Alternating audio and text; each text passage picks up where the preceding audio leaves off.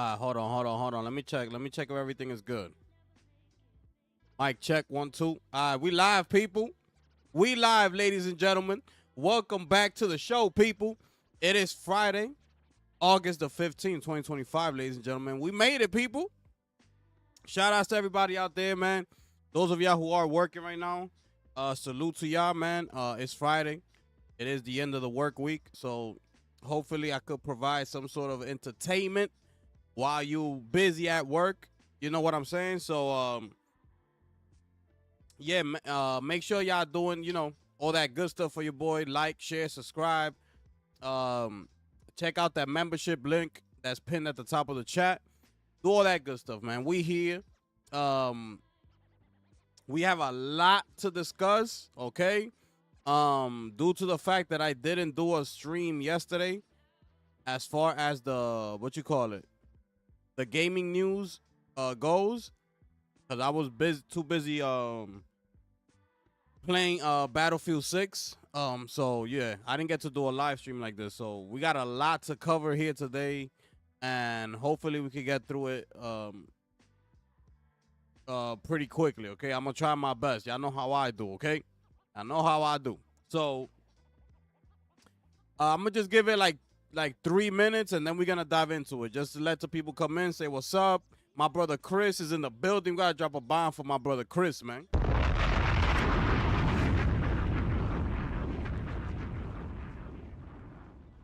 Appreciate that, man. Appreciate you, man. Finish him. But yeah, man, we was out here grinding Battlefield 6 yesterday. It was incredible, man. It was incredible. That game is fire, bro. Yo, Chris, if you still here, man, did you get a chance to play it or not yet?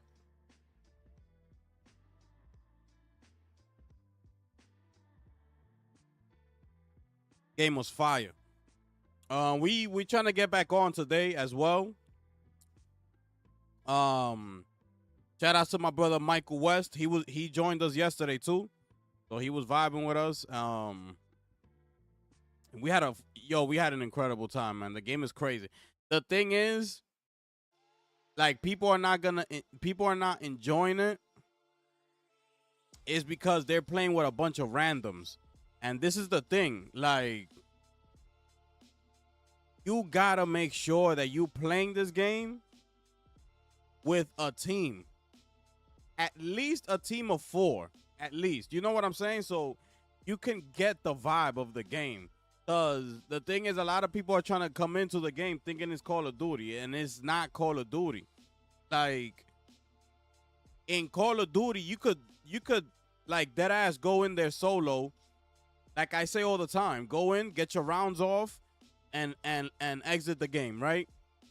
You don't need a team to help you out in Call of Duty and do all these other things. You don't drive tanks and fighter jets and choppers. You don't do none of that. You playing team deathmatch, domination, and things like that, getting your rounds off, getting a couple kills, kill streaks, and you out of there. Battlefield is different. So you need that support from a team so y'all could be able to, do what it is you need to do in the game. So that's why I feel like a lot of people, well, I'm not going to say a lot, but some people are not getting accustomed to the game, and it's because of that. You playing with a bunch of randoms. You can't do that in Battlefield. You got to get a team together. Hold on, because I was waiting for something. Hold on.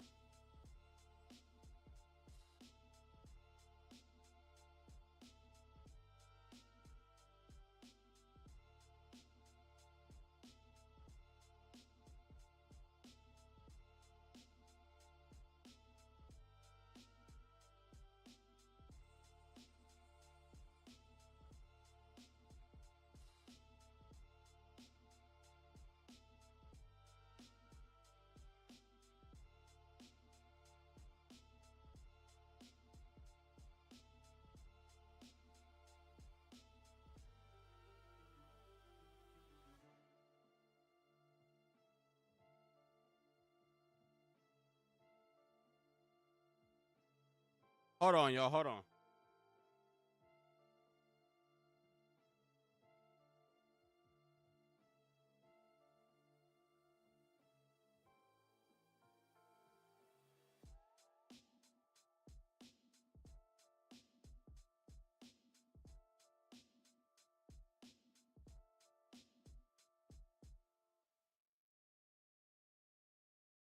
All right. My bad, y'all. My bad. Check, check, check. All right, cool. All right. Last weekend, I was getting my kids ready for start of school. All right, cool. Let me put my headphones on because I was waiting for something. Good now.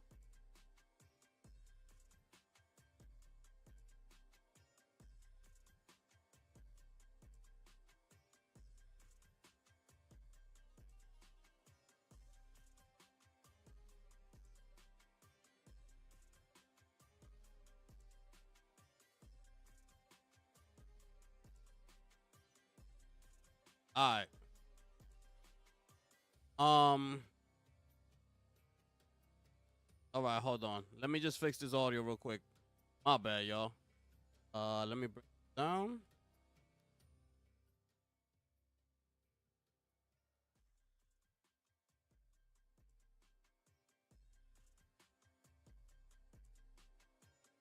Right there. All right. Let me see here. Is there like a training ground? I'm gonna be honest. I never was into FPS shooters like COD, Battlefield, but this the squad so I can get my bearings. Yeah. Well, they got a what you call it? They have a firing range where you can practice like the guns that you're gonna be shooting with, like that.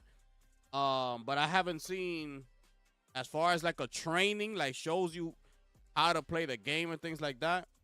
I didn't see it. I haven't seen it. But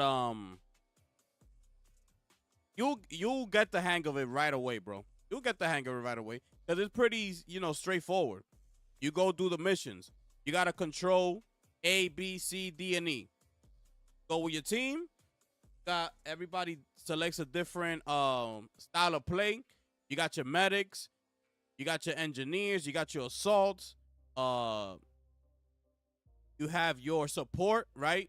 Which is the snipers, which is OP in the game. If you know how to snipe, bro, you OP in the game. So it's pretty straightforward. But it's the team work that is required. Like a medic, bro, is so clutch in this game. Like you have your defibrillator, and when your team is down, like that's your job. You pick us up right away, bro. As opposed to not having a medic on the team, and bro, for the amount of time that is gonna take you to bring the teammate back to life. It's like a good 10 seconds, and within those 10 seconds, your ass could be out of there. You know what I'm saying? And the medic just boop, 1 second, boop, you up, boop. So if your whole team is down, the medic could literally pick everybody up within those 10 seconds. See what I'm saying? So everything is important. Like the engineer, let's say you with the tank, your team is inside the tank. You could have like 2 engineers outside the tank because they're gonna start shooting at the tank, so it's gonna start getting damaged. The engineer's job is to keep the tank afloat. So while while they're shooting at your tank, the engineer has a special tool that he stands outside and he just fixes it. So if you could get that down packed, your tank is never gonna blow up because you got the engineer there fixing it every time they're shooting at you. And so everybody plays a part. It's what I'm really trying to say. But yeah, it's pretty straightforward. The game is fire, bro. The game is fire. The game is fire. I mean, technically, snipers are OP in any game, even in COD. You just gotta know how to be a sniper. I don't know. I've never been a sniper in my life. Like, I don't know how to. I'm not good at that. But, bro, if you learn how to become a real good sniper in a FPS, it's clutch, bro. It's clutch.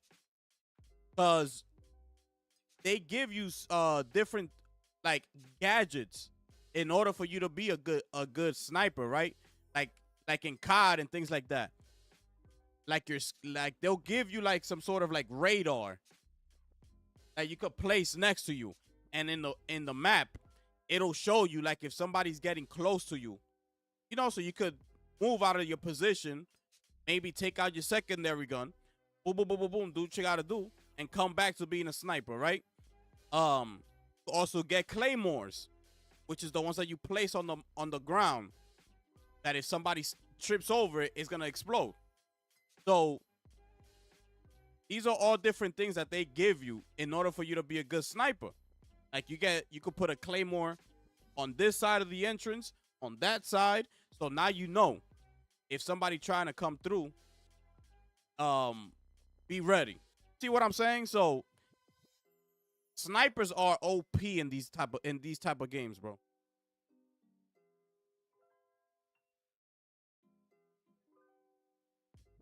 Yeah, Ruben. That's it right there. All those are the descriptions of these people. Yeah. I'm an assault guy. That's me. Cool, I'm gonna try out the medic and engineer. Sounds dope. Yeah. But it's not like you're weak. You see what I'm saying? Because the majority of people will think, oh, but you just want me to be I don't want to be just standing. Like, nah. You could pick the type of gun you want to play with. See what I'm saying? That's just your special equipment that you roll with. But that doesn't mean you don't have frags, you don't have grenades, you don't have access to all the guns that we have access to. You have access to everything. You could do whatever you want. It's just that's your role in the game. And you kind of got to take a little, if you're a medic, be sort of like more in the background. Like try not to get killed as much as, let's say, me, because I'm the assault. So I'm going to be going straight for, I'm going to be going, for the gusto every time, because that's what I do. I go out there and I try to get my kills and like that. But a medic more necessarily got to roll with the team, play a little bit more in the background, so you would like try not to get killed as much, because your job is to revive us when we get killed. See, it's part of the team. That's it. It's part of the team. Last weekend I was playing Mafia, Old Country, which I'm digging, and Madden, which I really like. Yeah, I've heard a lot of good things about Mafia. I heard a lot of good things about Mafia. But I'm still gonna wait for the sale and then I'll pick it up, because I'm getting ready to drop a lot of money. You know what I'm saying? Look, got the countdown. We got 12 days for Metal Gear. Right after that, we have Shinobi. I want to play Shinobi. Right after that, I have Chronos, the New Dawn. I'm definitely playing that. I'm not missing that for nothing. After that, I have Hell Is Us, another game that I'm gonna play. I'm not missing that game either. The demo is out right now. I don't know if you played it yet. Hell Is Us. Go check it out if you haven't. But that game pulled me in. Like, I like the vibe of the game. I like that it don't have no map. You gotta explore. Like, I like it. I like it a lot. Graphically, it looks really good. So I gotta get that game, right? Borderlands 4 is around the corner as well. Battlefield 6 is around the corner. So it's just a lot of games, bro. It's just a lot of games. You know what I'm saying? So I gotta see how I do this. Battlefield players do not play Battlefield for campaign or co-op campaign. The game a multiplayer. Like, sure, campaign will be not what we play. Oh, absolutely. I know. And it is, listen, it's just like Call of Duty. People don't play Call of Duty for the campaign. I've never played Call of Duty for campaign. I will try it for like the first mission, but then that's it. I'm done. I'm on my way to multiplayer. See you later. You know what I'm saying? So while it's cool, because what the campaign does it gives you access to do all the things that you're gonna be doing in the multiplayer. Like the campaign is gonna let you fly the jet, fly the chopper, probably. It's gonna have a mission that you gotta be in the tank. It's gonna take you through a lot of missions, and you really get to see what the game really offers, as opposed to you jump straight into multiplayer and you probably never even like get into a tank or ever get into flying a fighter jet. You know what I'm saying? So that's what I feel like the campaigns are for. It's for that, to give you that experience of the game, what the game has to offer. Because once you go to multiplayer, it's like you're on your own. You know what I'm saying? So yeah. Nah, they're gonna bring more maps. I have everything pre-ordered so far this month. Just gotta get Chronos and Battlefield. Okay, but what games you got pre-ordered already? Which ones you talking about?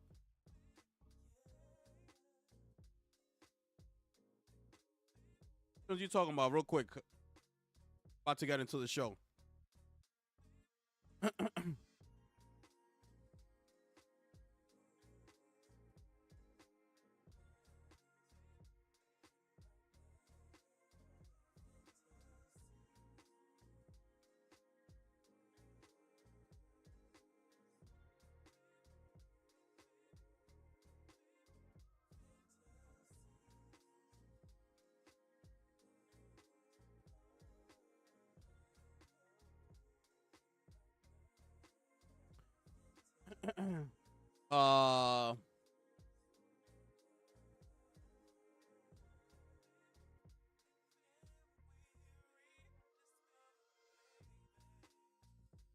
uh yeah, I mean, it's not that, it's just the old school mentality of pre-ordering stuff. Cause that's what comes with it, bro. Like back in the day, it was like, yo, you gotta pre-order, to have your thing secure. That's basically what we used it for back in the day. Like pre-order it so your copy of the game will be reserved, and you just come and pay off the difference or whatever. So that's what we stay doing, like all the time. So fast forward, it's kind of like clockwork, sort of say. It's like that's what we're used to, like pre-ordering, you know. Um, but yeah, I get it. Hell is Us. Oh, okay. Metal Gear, and I had the Mafia all on PC. Oh, okay, cool. All right, so you playing Metal Gear? I mean, you playing on Hell is Us too? Okay, cool. Um, and so you playing almost the games that I'm gonna be playing. Playing Hell is Us. You playing Metal Gear. Um, gonna get Chronos. Gonna get Battlefield. All right. Yeah, that's true too, Chris. As long as you don't play 2 hours, yeah, absolutely. Absolutely on Steam. All right, people. Let's get to the show. Because I have a pretty long read here. Make sure y'all like, share, subscribe, people. All right. So we're gonna continue on. From the article that I read to you 2 days ago with Sean Layden, Matt Piscatella, and I forget the other guy's name, Ryan. I'll look it up. It's the game industry recession proof. So they have a part 2. Okay, the part 2 has just been released. I believe it was yesterday. So we're gonna dive into that read and see what they gotta say. All right.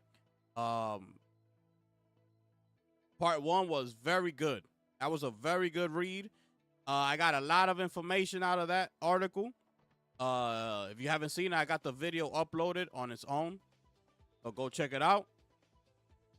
So without further ado, we're gonna get into this, okay? part 2 here.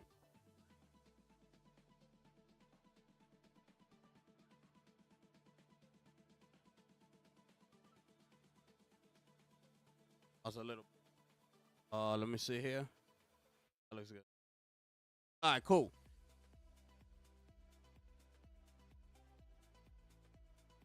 All right.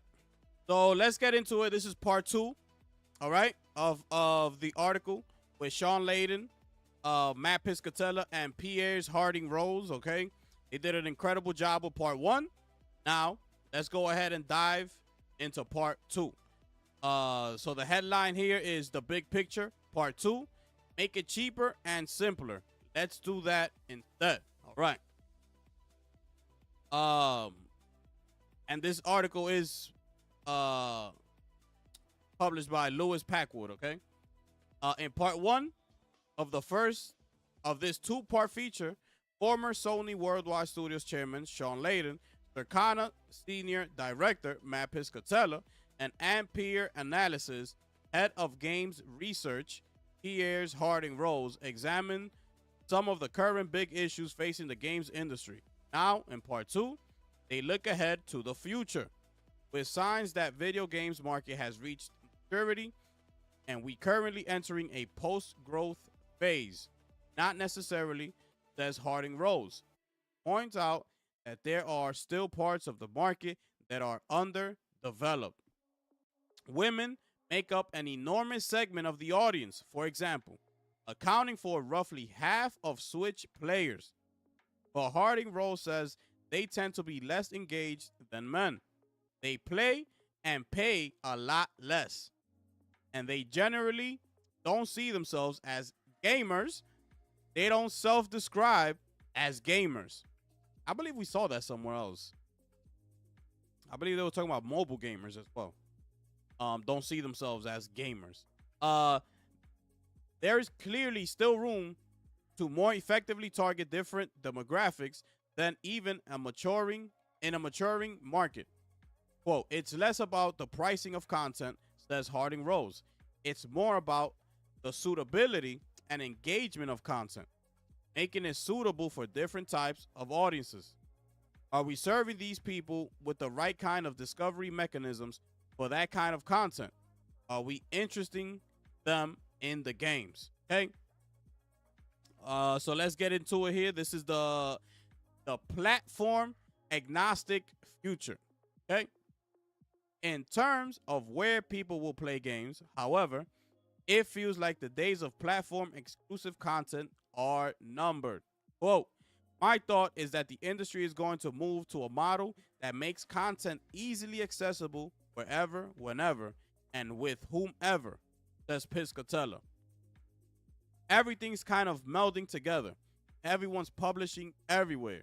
There's no more rules when it comes to what goes where or how someone can play or what game talks to what thing and service. We have already seen this with PlayStation and Xbox launching their games on each other's platforms, and Piscatella notes that the younger generation in particular is demanding platform flexibility. The expectation is that whatever I want to play, I can play it wherever I want. And if you can't do that, I'm not interested. The ultimate platform flexibility, of course, is provided by PC gaming, which along with mobile gaming, is emerging as the preferred format for younger players. Harding Rose points out PC has a way of surfacing and elevating interesting content that probably wouldn't be possible on other platforms. Steam has this unique position in the market for doing that. He highlights the surprise breakout hit Schedule 1, noting that its low price was a key factor in its success and something of great importance for a highly price conscious younger generation. Quote, and also, if you don't like it, you can just refund it on Steam. We were just talking about that. There's a lot of regular Steam users who are looking out for those kind of viral hits, he adds, noting that these players have built relationships with streamers who highlight interesting new content. So this portion real quick, is why these companies are doing what they're doing, right? This is why I say when you want to see and hear what's really happening in the industry, listen to people like this, okay? Stop trying to because a lot of people on YouTube think that they know everything, right? So, and I tell you, and shout out to Doc Dark because he said something in his video like, you're not smarter than these heads of these corporations like Sony and all of them, and something like that, right? And he's absolutely correct. We got Matt Piscatella, okay? Sean Layden, and I keep forgetting the other person's name, the other guy's name. Sorry about that. And Pierre's Harding Rose, excuse me. These guys play a major role in this industry, so they know, they see everything. So when you look at this, launching games on each other's platform, right? And now you look at people online saying, oh no, it's just the live service that are going to Xbox. They're not going to mess up what they got over here on Sony and put a AAA big budgeted game on Xbox. And it's like, why not? They seeing the numbers. They got games that are sitting within their library that's doing absolutely nothing but collecting dust. These companies don't got time to waste. There's money to be made. These people know this information. Sony knows this. Xbox knows it. Nintendo knows it. Everybody knows it. So I know Nintendo's the last one left, but eventually they're going to fall in line and they're going to start moving their games to PC. You're going to see. They're going to make a PC storefront, right? That's what they're going to do. They're going to make a storefront just like Steam has it, Epic, Xbox, PlayStation is moving towards that direction right now. So eventually I think we're going to see a PlayStation storefront on PC. But you know, this is where it's going. And you see, they made a perfect example with Schedule 1. Even though I don't play those type of games, right? But it's just these little unique games that become viral like that. And like they said, the price of the game. So this is what these big companies need to understand. It don't need to be all about the $70, $80 price point. You gotta make a good game and I forgot. I saw a documentary about Super Nintendo. I believe it was Super Mario World. And one of the developers said he had 3 key forms when he's developing games. He said first it gotta be fun. The game needs to be fun. It needs to be addictive. And it needs to be challenging. I believe those were the 3 things he said. It needs to be a challenging, fun, and addicting. If you got a formula of those 3 things mixed in the game, it has the potential to be great. So Schedule 1, it looks like that's what it has, and that's why it's doing the numbers that it's doing. And now, especially if you drop that price point, you know, to be below $40, that people could just be like, oh, $30? Whoop. I don't know how much the game costs, but let's say it's like $25, $30. People are going to be less hesitant to give those $30 than to say $75. See what I'm saying? So this was a great section. Let's keep going though, okay? Because they start going on the console decline. Okay. And by the way, PC is a great form. That's what he said. That provides all that flexibility. He's absolutely right. Because even though PlayStation don't have a storefront, their games are still in Steam. So you get PlayStation, Steam games like Schedule 1 and things like that. Half-Life, you get Once Human and a whole bunch of games. CSGO. You got PlayStation, you got Steam, you got Xbox games. Okay? You got emulators if you're into that. You could do that.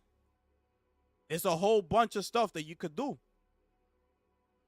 And the thing about it is, in these games, there's so much flexibility to set the settings to your liking. You could do what you want to do. You don't need, if you're not a person who likes everything needs to be 4K, ultra settings, you don't got to do that. You could bring stuff down. I don't want the textures to look that way. I'm going to put that down to medium. I don't need ray tracing. I'm going to take it off. It's up to you at the end of the day. So that's all that flexibility they talking about. Let's move on to the console decline section here, okay? But whereas PCs appear to be in the ascendant, the picture for consoles is less rosy. Way back in 2013, people predicted that the PS4/Xbox One generation would be the last. Predictions that would prove to be unfounded. But could it be different this time or the next?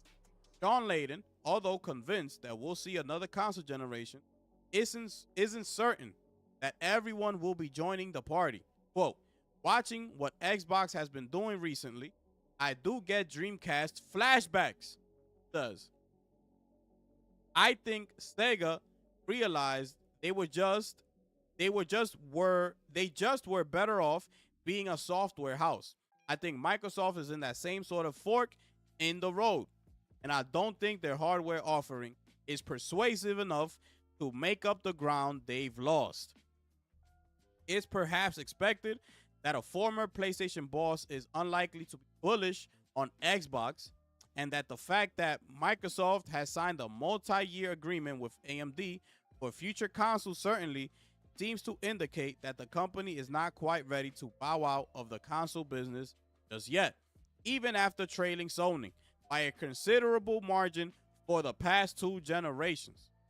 But there's a possibility that the next Xbox generation will be more flexible, perhaps running Windows and providing access to other storefronts, more like a PC. And Layden will welcome a more standardized hardware offering. Quote, can't we look at the game console business kind of like Blu-ray or cassette or compact disc or any other medium where the industry decided we'll compete on content, but let's standardize on format? And then let's take that format and license it out to everybody who wants to support it. That's what stops the penetration rate of console gaming, I think. And that's where we're heading, by the way. He reckons there's the potential to expand the currently static size of the gaming audience if other electronic manufacturers like Toshiba or Samsung could be brought on board, perhaps incorporating gaming functionality into TVs. Quote, my conjecture is that we're just getting more money from the same people, and we need to get more people, not just more money. Is right there. This is what we've been talking about, right? When you see console gamers out here, especially PlayStation fans, right? What do they brag about the most? Console sales, right? That's all they brag about the most. Without putting it together, that they're still on pace with PlayStation 4's sales midway through the generation. They right there with PS4. It's not like they blowing PS4 out the water. That's not what's happening here. That's not what's happening here. So, and I said to y'all, yeah, but they're selling to the same people. This is what, people are failing to realize. We're selling to the same customer. Even if, let's say, 10 million come from Xbox, right? Because they're finished with the Xbox console and they want a PlayStation. You're still selling to the same customer at the end of the day. Okay? You're not expanding. You're not getting new gamers to come in and buy consoles and things like that. That's what they're referring to. Okay? Now, um, where was I? Where am I in this article? I should have highlighted it. Was I here? Was I here? Oh, right here. Okay, cool. I was right here. So pay attention, because that's very critical right there. If the PS5 is so successful as people saying it is, we should be sitting at right now at least at 110 million, 115 million right now. Not 85. But you see, it's not growing. So that's why it's not there. That is so sad that we waiting for a third-party game such as Grand Theft Auto to boost up those sales. But that's only because Grand Theft Auto is what it is. You see, it's not only for gamers. That's entertainment mixed in with gaming, mixed in with the movie business. It got everything going for it. And that's the only reason. But if GTA 6 was not coming out, I'm telling you right now, it'll be scary hours out here. So they should be thanking Rockstar. They should be on their knees saying, thank you so much, Rockstar. What do you need from us? I need you to take free promotion. We don't got to pay y'all for nothing. I need you to do that for us. Let's keep going, though. Of course, we've been here before. Back in the 90s, the 3DO company attempted to create a gaming standard where consoles were manufactured by a variety of firms, but it ultimately failed, at least partly because of the prohibitive cost. Rather than selling console hardware at a loss than making the money back on games, 3DO manufacturers like Panasonic had to make a profit from the hardware itself, contributing to that infamous $699 launch price, equivalent to around $1,500 today. And if you look at this, right, this is exactly what Microsoft is doing.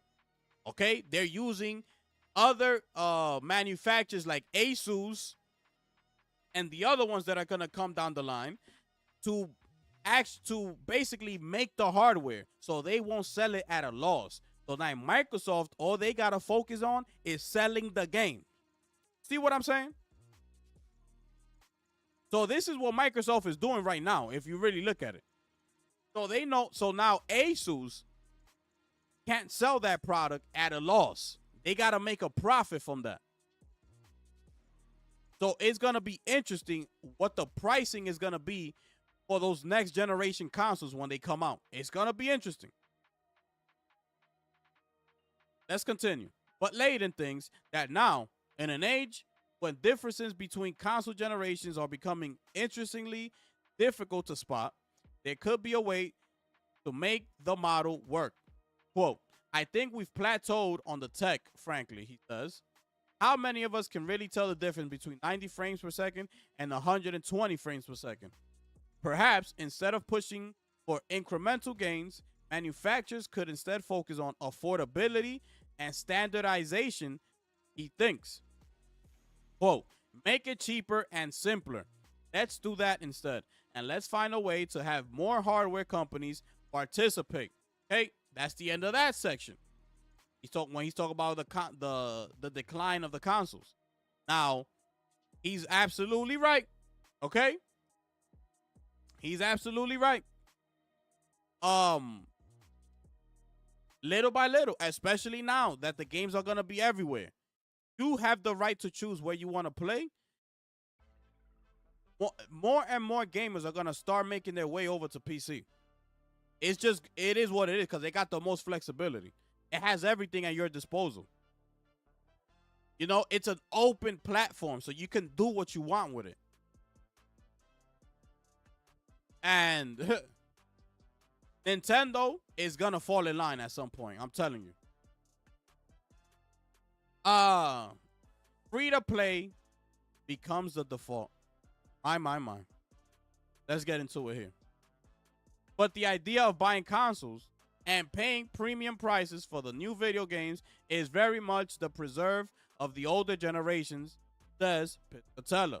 Quote, what you're seeing in the play pattern, particularly with younger consumers, is a default to the free-to-play entry point does. The data is clear that the console buyer is becoming older and more affluent, and the younger generation are choosing more often to default to mobile or PC because of the case of entry and because they already have the device. Okay? So, I think eventually over time, we're going to get to the point where we more fully transition towards that free-to-play model and as a baseline over the next, say, 20 years, 30 years.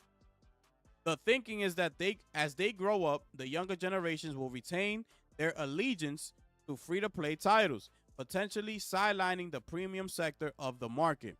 As Piscatella notes, a 30-hour, $80 RPG is a hard sell against something as big, complex, and with so many different ways of playing as Fortnite. When you look at the play data, says Piscatella, when a third of people who turn on their consoles every week are playing Fortnite, when half of those total hours spent on PlayStation or Xbox every month are taken up by just the top 10 live service games before any other game can even get a taste. I mean, the data is pretty clear that those games are winning the war. And there it is. I keep saying it. I can't stress it enough. The people calling PlayStation to back out of the live service game and focus on single player games, they're not making no money because y'all not buying them. So stop trying to tell another corporation what to do when you don't know what's going on. This is the whole thing about it. You're not buying those big AAA games.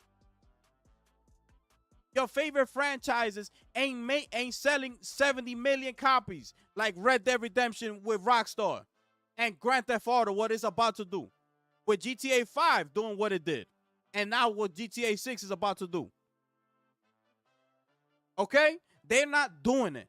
Even a company like Naughty Dog, which arguably created one of the top 3 greatest games or franchises of all time in The Last of Us. Of all time. Such a great franchise as it is only sitting at about like 35 million, 40 million. If I'm not mistaken. A franchise like that should be sitting well over 60 million copies for part 1 and part 2 as a franchise. So y'all don't know what's going on. But you have people out here saying that, oh, Matt Piscatella, he's a hater. Because this, that, and the third, or whatever it is. He sees the data that comes in every single month. That is his career. That's what he does for a living. What he's seeing is live service. That's all he sees. Top 10. Yo, bro, we get the reports every single month, bro. We go over the report every single month. Okay? Every single month, what do we get in the top 10? Live service. So what the hell are you talking about? Sony don't know. They need to get back to doing what they do.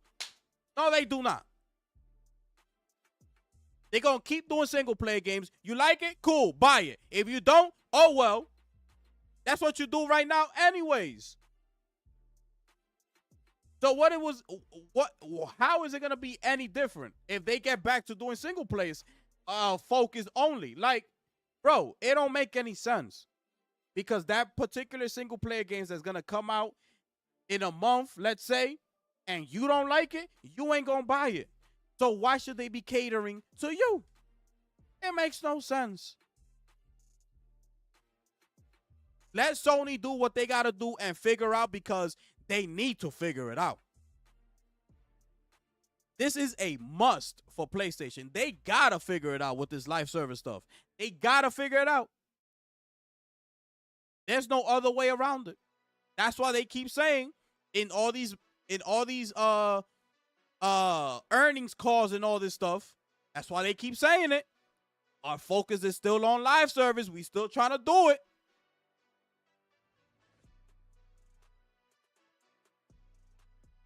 It's sad, bro.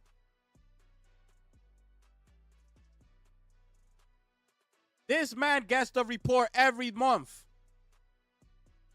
The numbers don't lie. Men lie, women lie, numbers don't. It's a fact.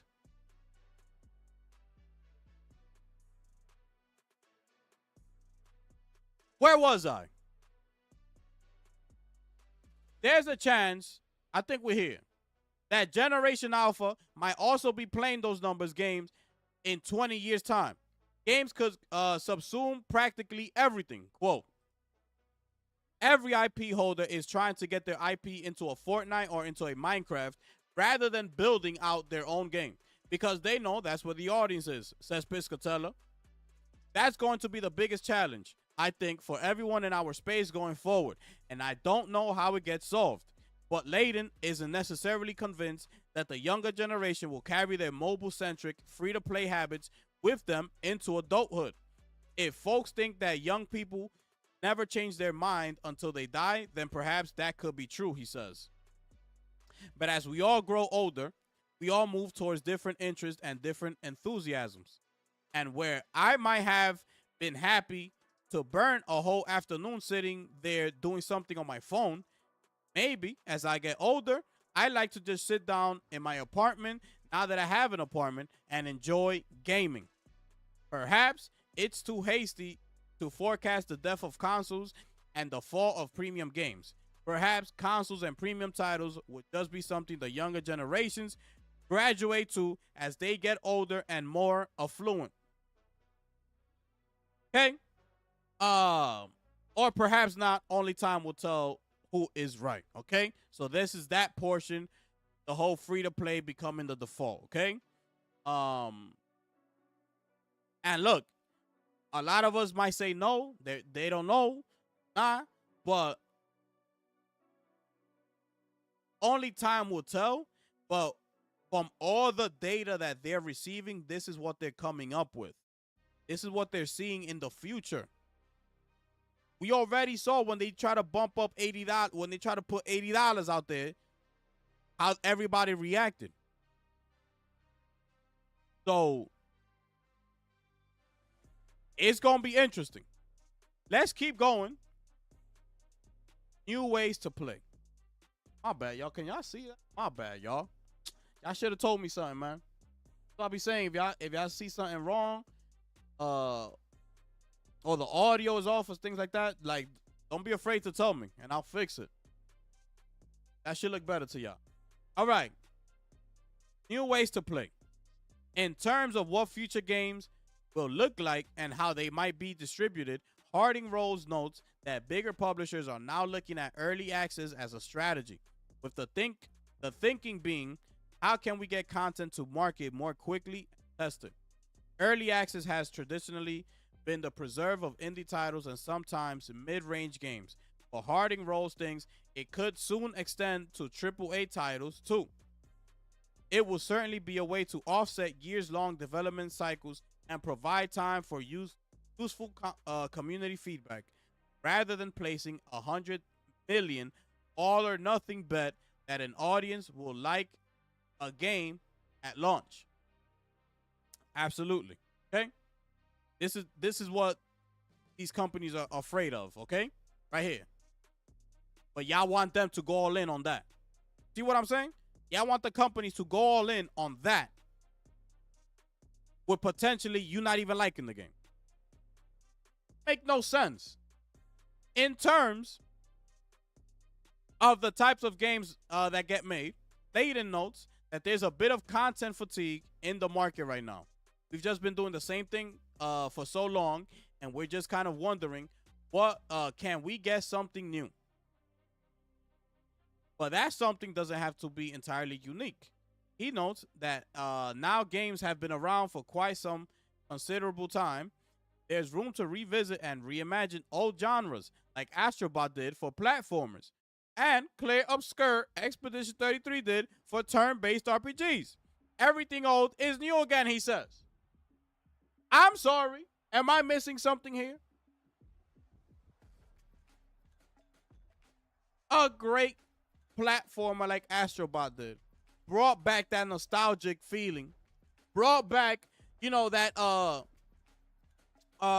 platformer that we all grew up on, playing platformers. They brought it back. This is what the people been calling for, right? PlayStation gamers. We want that old thing back. Why they don't make platformers no more? Astrobot comes out the gate 1.5. You see what I'm saying? But y'all want these companies to cater to you. This is what I'm talking about. Y'all don't know what the hell y'all talking about.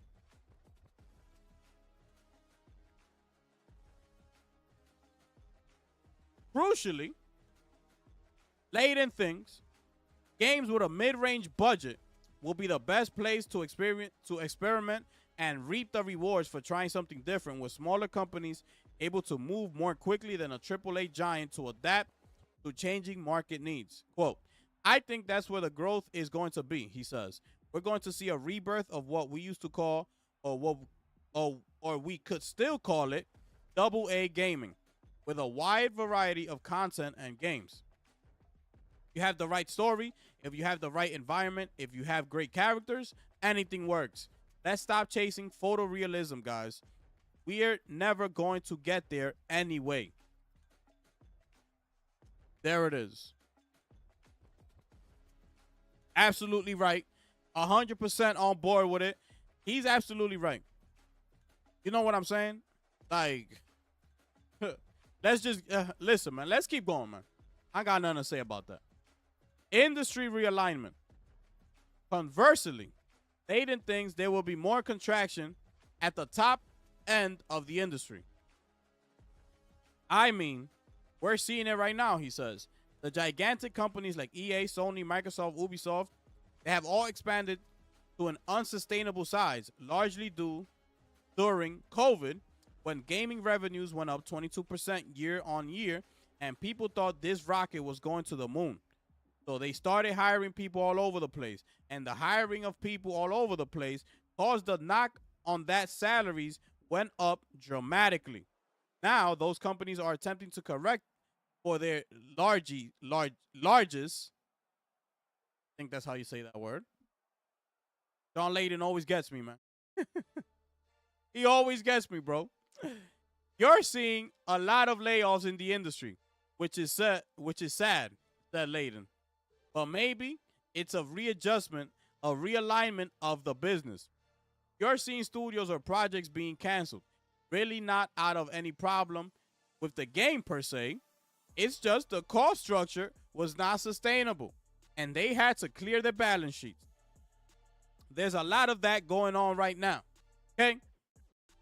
He also doesn't think that AI will have as big as an impact as advertised in terms of lowering staff costs or improving the efficiency of game making. Okay, let's see what he got to say here. Quote, I see a lot of estimation or prognostication about how AI is going to revolutionize gaming from mostly people who are not in gaming, saying that I think there are ways that it helps accelerate certain functions, he does. I see the impact of AI on gaming as the impact of Excel on certified public accountants. It was better to have a macro and do your sums that way rather than on adding machine. But you still had to have enough knowledge to realize, is that the right sum? And then how do you interpret that? But Layden notes that outsourcing options have dramatically improved over the years. Sometimes in the early days, he says, it would have been cheaper to do it ourselves instead of having it redone 9 times because we just couldn't get a meeting of the minds with the outsourcing company overseas and the developers here. Now, however, he thinks things are markedly better on that front. The connection between core development teams and engineering resources in Taiwan or art resources in Malaysia, I think those are getting better optimized all the time. Even though the combination of outsourcing and AI could help to curb the rapid acceleration of game development costs, he says, I'm not sure it will actually create the deceleration of costs. Close quote. Okay? That's what he got to say about that part right here, which is the industry realignment with the whole AI stuff going on right now. A lot of layoffs happening. People are saying that, remember, people, there's a lot of articles out there that is due to the fact that it's AI, which I really think that has a lot to do with it, but also with the overstaffing when COVID hit, which is not just in the gaming world, right? That overstaffing happened in a lot of businesses, right? So things are more calm now. People got back out in the real world, and now they got to start firing people because it's just too much. So that's what he's alluding to there. But let's see, and he's right about the whole AI stuff. Like, yeah, AIs could do all that, but you gotta have people to fact check all that. You gotta make sure everything is good. I.e., like the image, I keep going back to it, the Call of Duty image with Santa Claus, with the zombie. You know what I'm saying? The zombie has 6 fingers. Somebody didn't fact check that. Somebody didn't check it. They thought AI was gonna do the job with no mistake, and they just published the image. See what I'm saying? So that's what he's referring to when he talks like that. Okay, let's keep going. A different way of doing things. Okay, Aiden thinks the future of game development will look more like movie production, in that studios will retain only a small band of creative directors and producers. Then rather than hiring a full-time team of, say, 200 people, the studio would instead hire in contractors or co-development studios once pre-production is done and the concept is nailed down. Points out that there are times during a game's development when certain disciplines aren't needed or aren't super active, or in fact have finished their work and are waiting for the next game. It makes more sense, he thinks, to bring in a discrete group at different times. At the beginning, perhaps just a core engineering team is needed to nail down key mechanics and work out what's fun, he suggests. The Spider-Man swing on the web in a nice sort of way. If you can't show you can do that, then do not pass go. Layden thinks we're already well along the road to this production pattern. I think we're halfway there, he says. Aside from making game production more efficient and sustainable, the greatest challenge to future games will be competing against those already out there and that are refusing to go anywhere. You look at something like Fortnite, says Piscatella. It's been 7, 8 years now that thing's been the biggest thing in the world. Or Minecraft and Grand Theft Auto 5 launched in 2013. It's still at the top 20 best-selling games every single month. Okay? The biggest competitor to Grand Theft Auto 6 will be Grand Theft Auto 5. It's wild times to be trying to make new video games. But Layden has hope that we'll see a new wave of fresh and exciting titles thanks to the reemergence of AA games from studios that can afford to take greater risks thanks to their more modest budgets.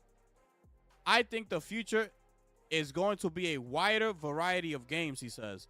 I'm not worried about the future, close quote, and that is the article right there, people. Let's drop a bomb for these people, man. Finish him. That was a great article right there. Part 1 and part 2. We got a lot of insight, right, as to where the video game industry stands right now. You look at what they're saying. Fortnite, the biggest competition to GTA 6 is GTA 5. Okay? So it's almost like, why take a risk of making a brand new AAA game? Like a new IP. AAA. $150 million, $200 million budget. That's what they're saying. That's what Layden is saying. Like, why even take that risk? You know, he sees the double A teams now being the ones that, you know, are gonna take over and succeed, just like the AAA was doing at one point. Because, you know, they could take that risk. They don't have these big $200 million budget games, right? So that's what he's alluding to there. And this, what was this? Oh, with the whole co-development studios as well. You know, he says we're halfway there already. And listen, he's absolutely right.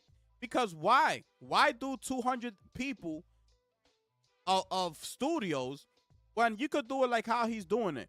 Like, let's say, okay, now we're in the pre-production. We're nailing down the mechanics.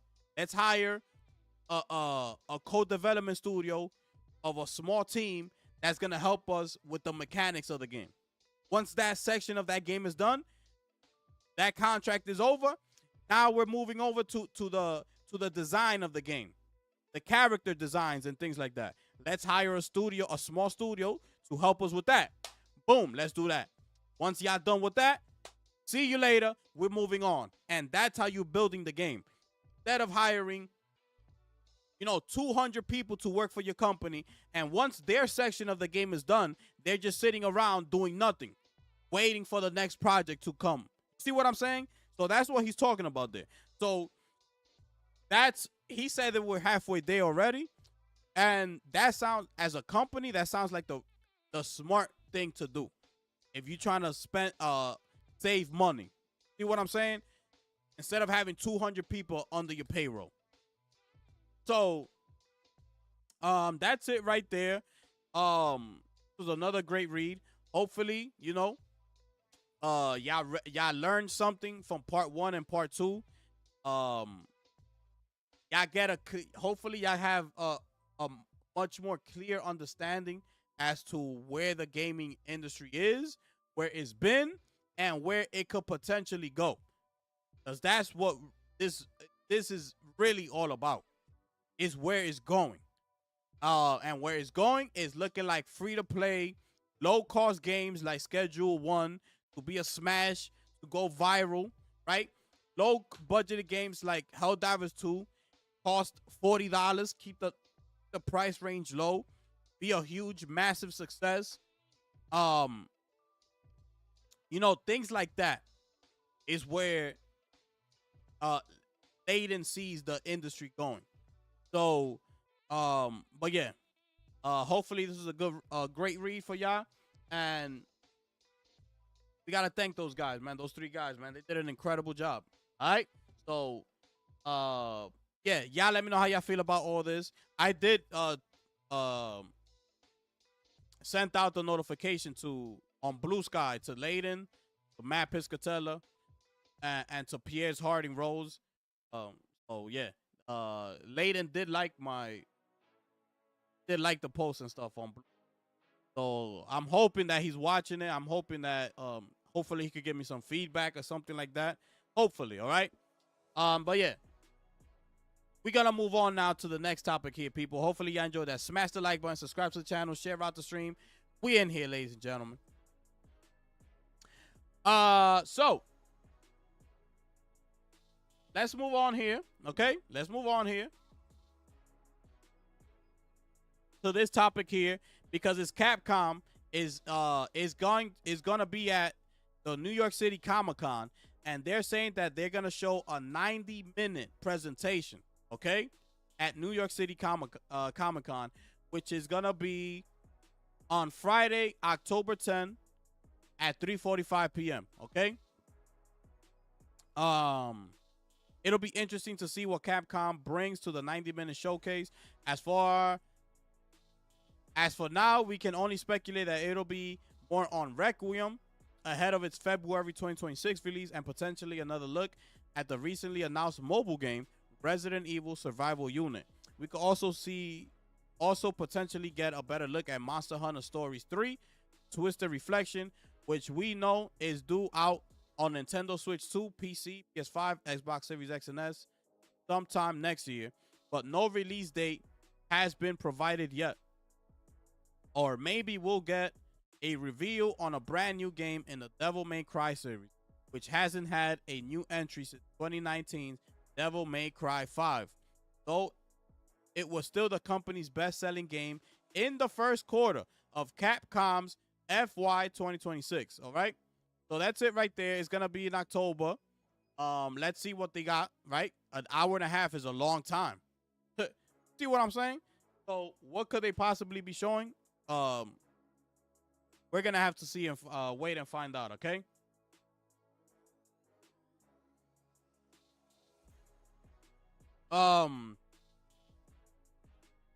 PC gaming is only getting bigger by the year. Absolutely. Let me see what y'all saying here real quick. Yeah, I've moved away from consoles as well, Ruben, for that reason. Finally, a sane person. Chat. Glad you're here, Chris. And there's gonna be more and more people. Schedule 1 and Expedition 33 tie for Goldie. Okay. I gotta see what Schedule 1 is about. My boss has been trying to get me to play Schedule 1 forever. He loves it. That's crazy, bro. That's crazy. It's been saying exclusives are shit. Just release the game on all platforms at the same time for more sales. And yes, that's what they need to do. That's why I don't understand what Sony is waiting for. Like, I don't understand what you're waiting for. Like, you don't think Ghost of Yotei, you could get more sales if you release it day and date on PC? You see what I'm saying? Like, why wait? You're hiring a bunch of studios that you know are the help, I should say. Like, why not? I'm trying. Listen, man. I want them to do this because I need them to stop playing games with me already. Once you said that you third party PC games, you know, you getting games on PC, getting games on Switch, you getting games on Xbox now. Bro, stop playing with me. Just go day and date. So I could sell my console and I could cancel my subscription to PS Plus. That's it. Let's keep it moving, right? And speaking about PlayStation, there's gonna be 1,500 exhibitors at Gamescom 2025 this year. It's gonna be huge. Will PlayStation be there? I don't know. I did see that they're gonna show Ghost of Yotei. I don't know what. Hopefully they show like a mission, like, you know, like they did like with Days Gone, things like that when they first showed Days Gone. Hopefully they do something like that. Hopefully they show it on the PS5 Pro, right? So we could actually see the game. Right, Sony? Do that for us, please. I don't know if they're going to be bringing more games to Gamescom. I doubt it. I hope they prove me wrong, but the way Sony moves, I doubt it. Anyways, y'all know we're going to be covering Gamescom next week, so make sure y'all pull up. Understand what I'm saying? Pull up. We're going to be here August 19, Tuesday, okay? And that's at with the pre-show beginning at 1:30 Eastern, but the show actually begins at 2:30, I believe it is. Oh no, 2 o'clock. 2 o'clock, sorry. But we're gonna be live at 1:30. We'll probably go live at 1. Alright? We're gonna do it like that. We'll probably go live at 1. Make sure y'all pull up. Then Wednesday's gonna come, August 20th. They got something else here. Xbox. Oh, we got the Xbox stuff. Day 1. That's at 9 in the morning. Woo. They're going to show us the ROG. Oh, we're going live. We're going live. They're going to show us the handhelds, Grounded 2, Keeper, Call of Duty Black Ops 7, and more. Oh, yeah, we're going to tune in. We're going to tune in. And then the next day, which is the Thursday, they got Xbox Day 2 live stream. That's at 9 o'clock. They're going to show us Ninja Gaiden, Overwatch 2, The Outer Worlds 2, and much more. Pulling up. We pulling up. And then the Friday at 9 o'clock, the Gamescom award show. So we're going to pull up for that too. So we got Tuesday, Wednesday, Thursday, Friday. We in there the whole week, ladies and gentlemen.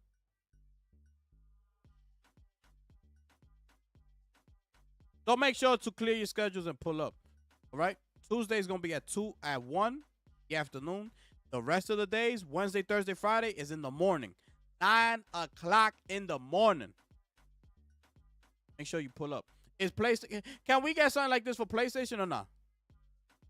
Oh, no, we can't do that, right? PlayStation can do that for us. We got Xbox Day 1 live stream at 9 o'clock, right? Then we got Xbox Day 2 live stream. Can we get that for PlayStation or not? Oh, we can't do that. We can't do that, right? We can't do that, right? We can't know what PlayStation. We can't know nothing about them. They gotta be quiet, right? Yeah, I know. And it's okay with y'all too, right? Yeah, I know. I know it is. I know it's okay.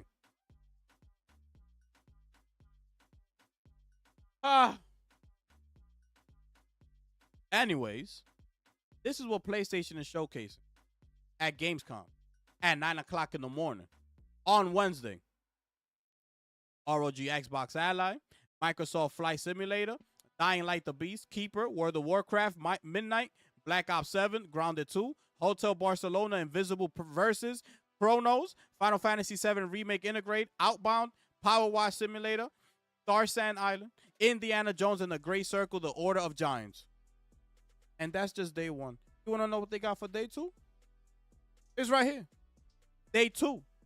Ninja Gaiden 4, At Fate's End, Onimusha, Way of the Sword, Age of Empires, Overwatch 2, High on Life 2, The Outer Worlds 2, Jurassic World, Fragpunk, Miss 400, Mortal Kombat Legacy, Final Fantasy Tactics. We got My Hero Academia, Silent Hill F, Lego Voyagers, Metal Gear Solid Slink Eater.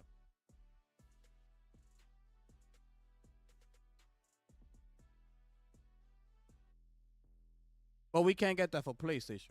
Yeah, we can. No. We can't do that, right? We got to stick to the state of... But we told you that the state of plays are going to come. You got to get used to the state of plays. I already told you. I told you state of plays. It's not about first party in the state of play. It's not. You got to get that out the way. It's not first party. The state of play. This is what we got to come to, right? Them bum-ass state of plays y'all be talking about. We can't get something like this for PlayStation. We can't do that. It's wrong to ask PlayStation to do something like this, right?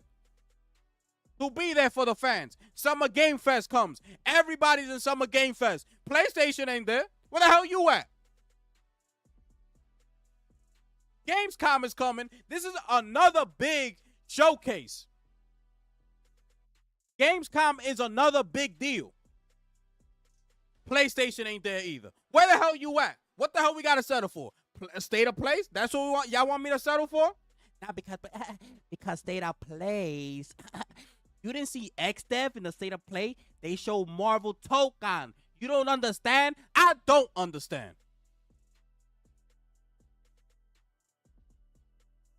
You want to know where Sony is at? This is where Sony is at. Sony don't know what the hell they doing. They don't know when they have a hit in their hand. They don't even recognize that. These people are lost. I keep telling you. Totoki, Nashino, Herman Host. How could you be confident in these people? How? Totoki, Herman Host, and Nashino. 3 lost cases. These people don't know what the hell they doing.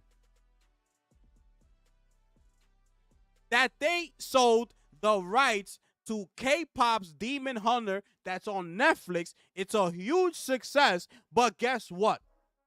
Sony sold the rights to Netflix. Y'all want to buy it? Yeah. How much? We're desperate for money. Y'all got 200 million? Oh, we got, here you go. We're about to make $2 billion, though, off of this franchise. One little 200 million. So, Here, Sony, have at it. These people are trash, bro. That they can't even get a damn Netflix show right. I'm sick and tired of these people, man. Check this out. According to the, and shout outs to who's this? Yo, shout outs to my brother Paul Tassi in the building. You understand what I'm saying?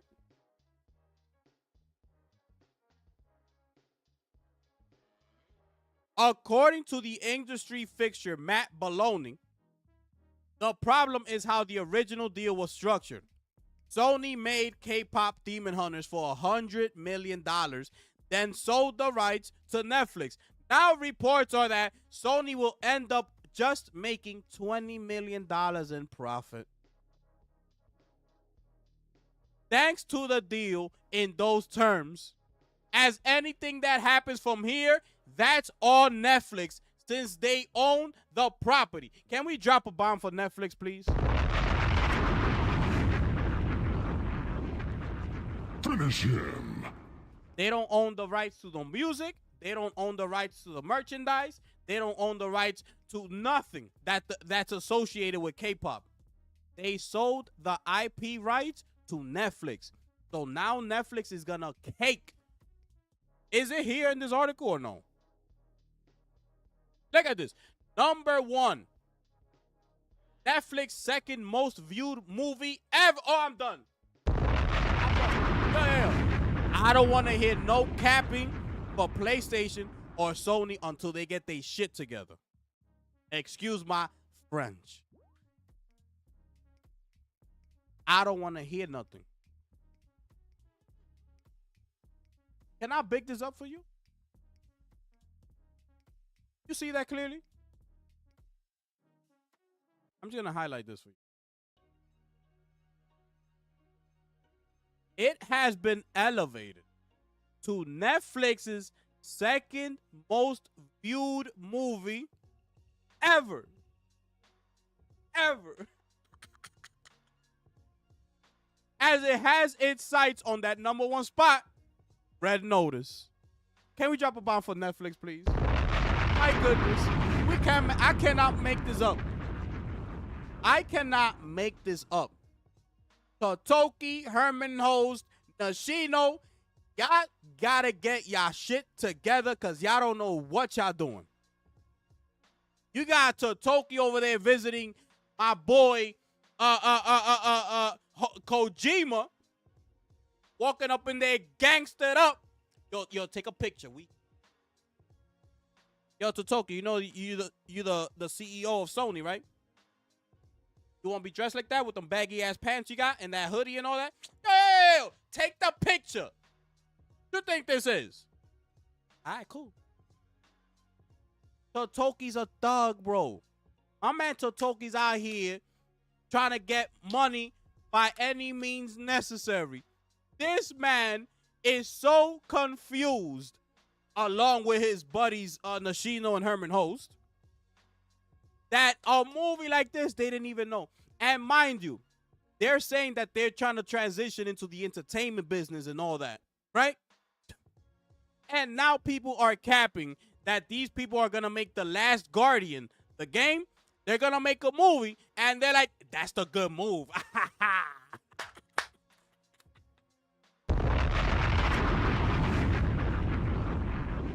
Yo. Finish him. Y'all cannot make this up, bro. I can't. I'm telling you. You can't make it up. But you won't, so you're not going to sell the rights to The Last Guardian, right? But you sell the rights to K-pop. You sell the rights to K-pop, but you won't do it for Last Guardian because you think Last Guardian is going to blow up, right? But you don't think that K-pop is going to blow up.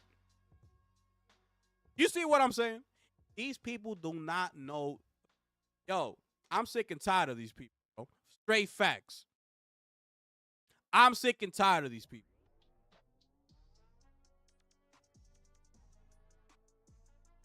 The number 1 spot at the Billboard's 100.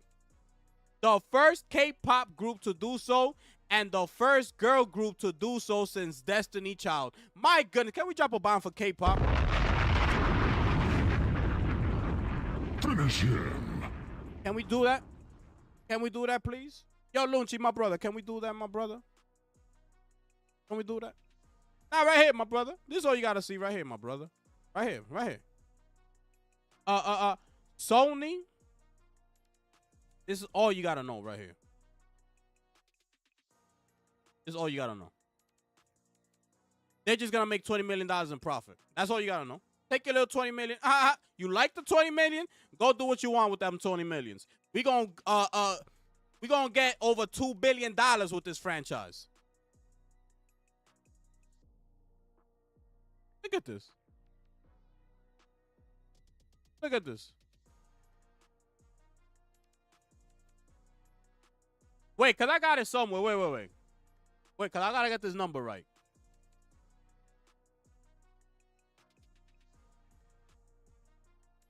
Wait.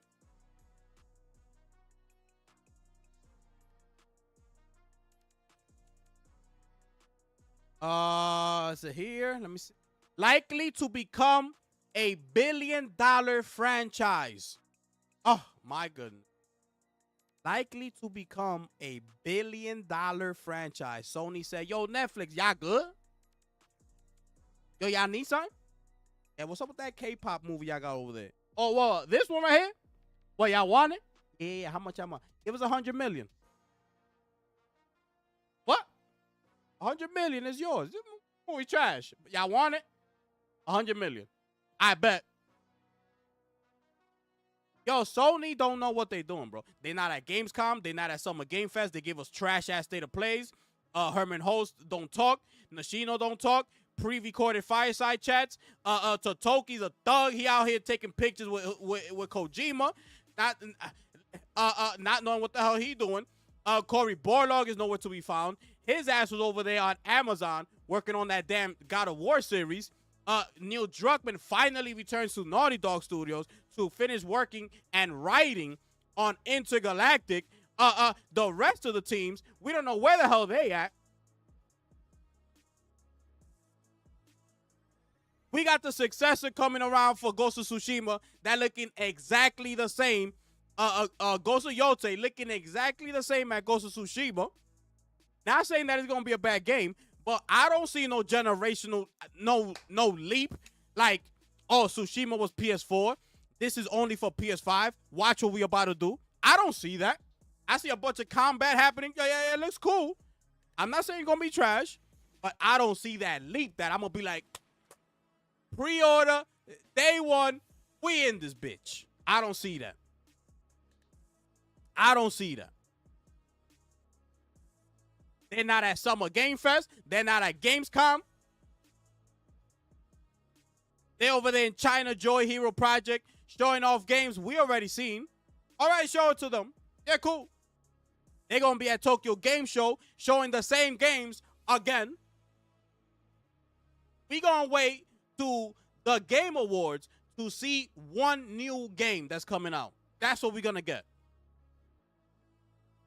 And it better be Cory Barlog's ass. Because if I don't see Cory Barlog for the rest of the year,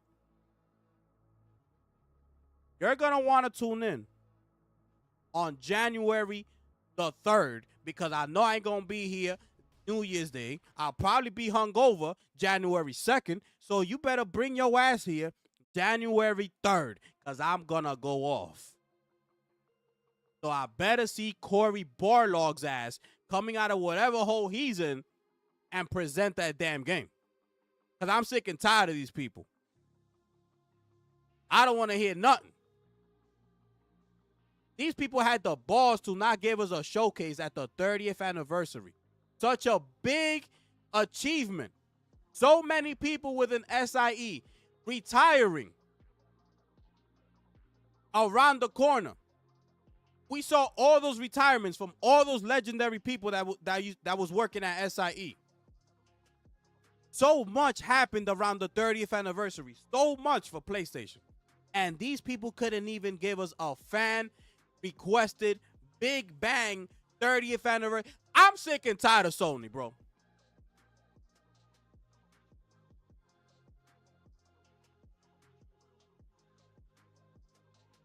Anyways, as I move right along,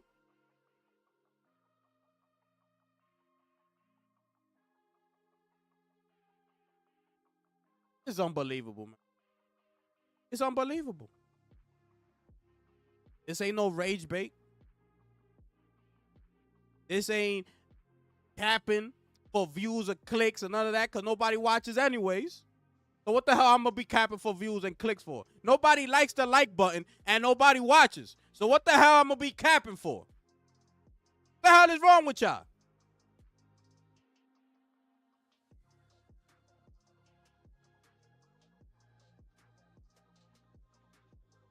This is about being real and not capping for a corporation. That's what this is about. Sony is nowhere to be found.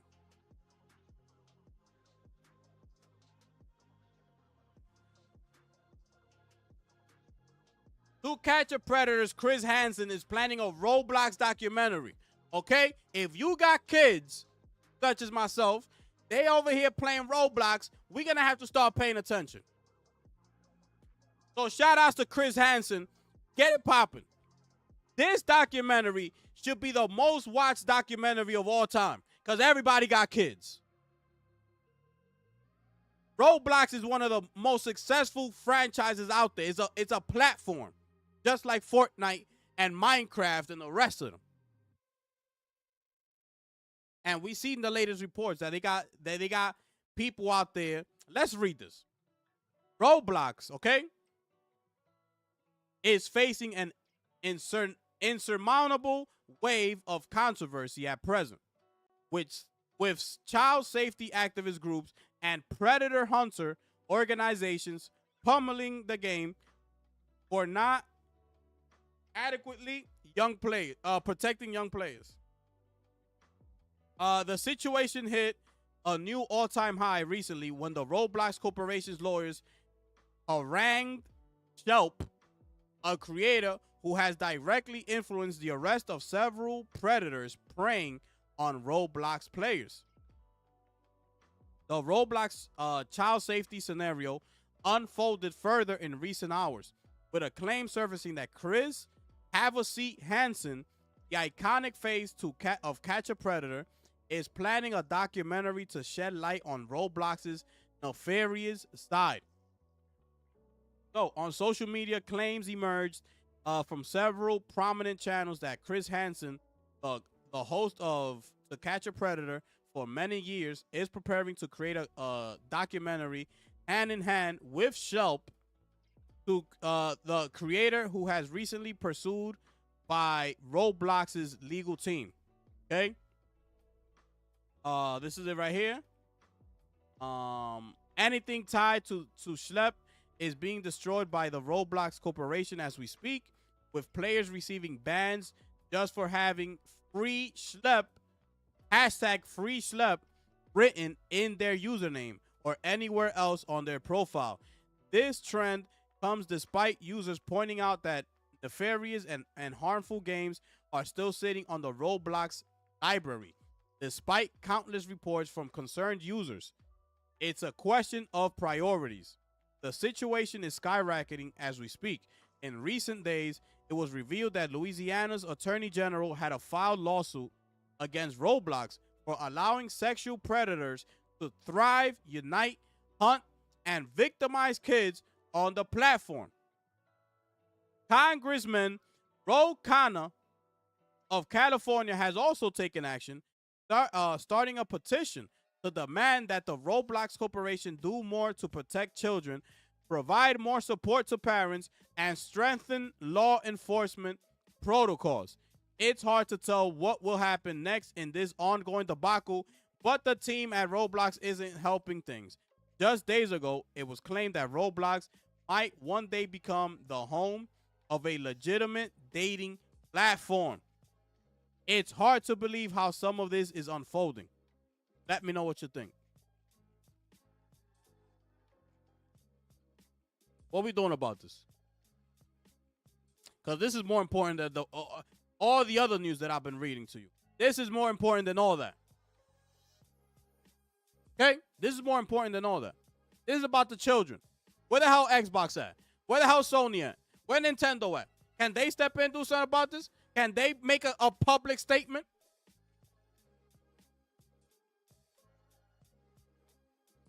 Where everybody at? People making content about this or not? Is your favorite YouTubers making content about this or not? Or are they too busy console warring, talking about sales numbers and all that? What we doing about this? Can we do something? Or we not doing nothing? They are on the way to make a dating app within Roblox, where your child spends most of the time on gaming. Fortnite, Roblox, Minecraft. A dating app. What we doing? Are we going to see people talking about this or not? I bet you we not. I bet you we not.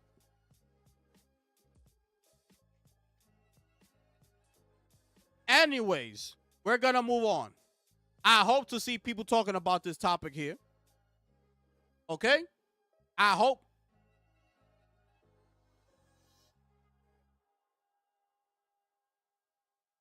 My brother Lunchi is in the building, ladies. Can we drop a bomb for my brother Lunchi, man?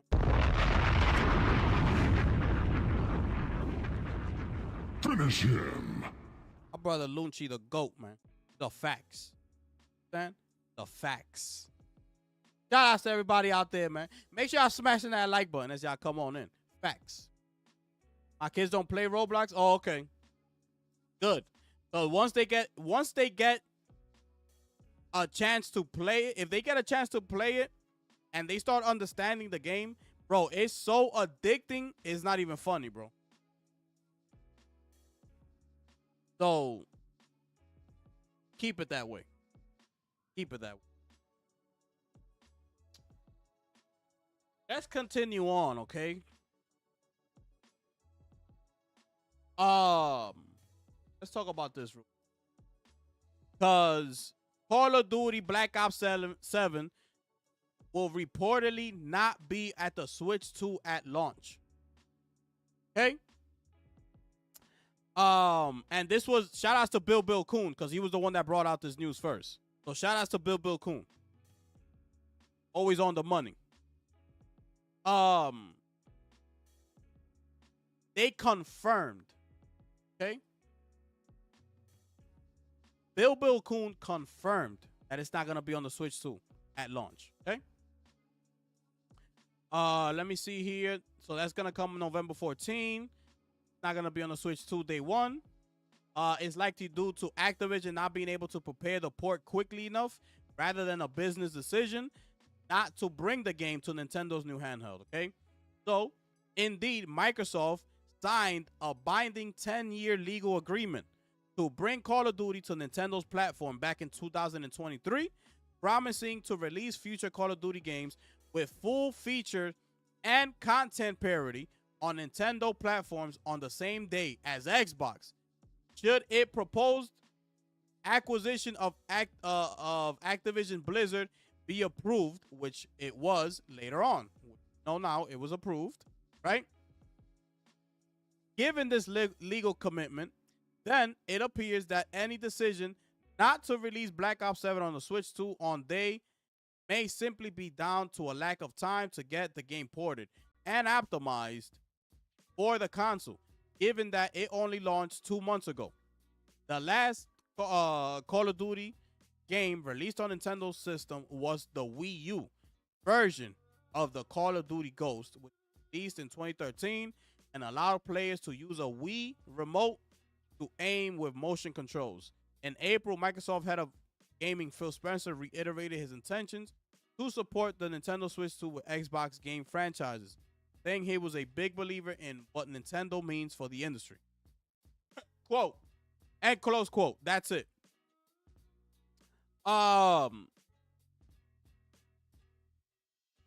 Xbox need to be penalized for this. I don't understand why this is just like water under the bridge. Back with the ABK deal, they signed an agreement, a 10-year binding legal agreement to bring Call of Duty to Nintendo platforms. with full feature and content parity. Okay? Day and date the same day as Xbox. Okay? This little paragraph right here. Okay? This is all you need to see. Okay? Should its proposed acquisition of Activision Blizzard be approved, which it later was. So what the hell am I missing here? Sorry about that. What am I missing here? Microsoft should be getting a request to go to court. They should be going to court because this is what the agreement was. You're not upholding your side of the agreement. We got to go back to court.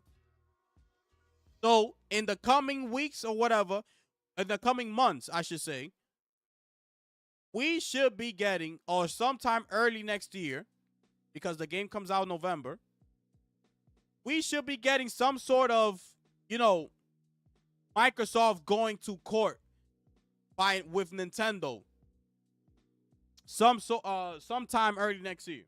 So we're going to wait on that. They absolutely need to be in court. Okay?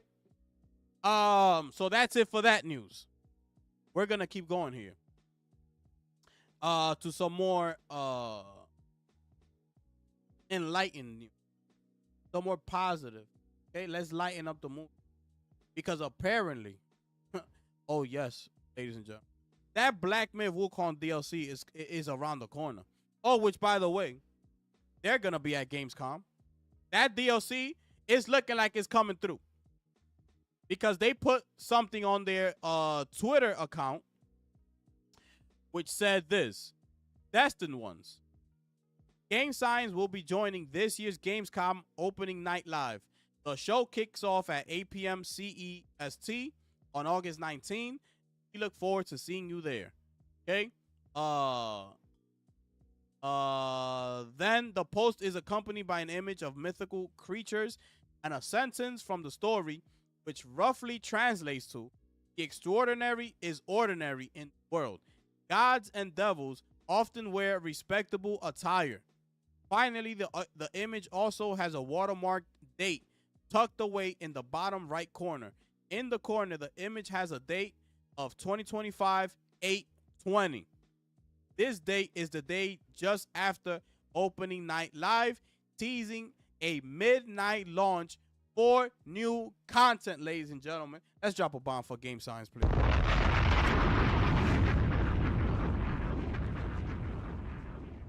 Finish him. We're going to be live at 1 o'clock Eastern time on August 19th. The event starts at 2 p.m. IGN is doing a pre-show at 1:30.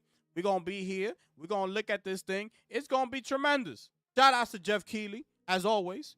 Thank you so much for keeping the gaming industry alive. You understand? So thank you. I know a lot of people show you a lot of hate because they think you tend to lean towards one side more than the other. Okay? That's not me, though. I say thank you. Giving us Summer Game Fest. You giving us Gamescom. Giving us the Game Awards. You keeping this thing going after E3 is long gone. So thank you. We'll be there August 19th, ladies and gentlemen. Hopefully, keeping our fingers crossed, it is the DLC announcement, which I saw that leaked footage that they had, and if that's real,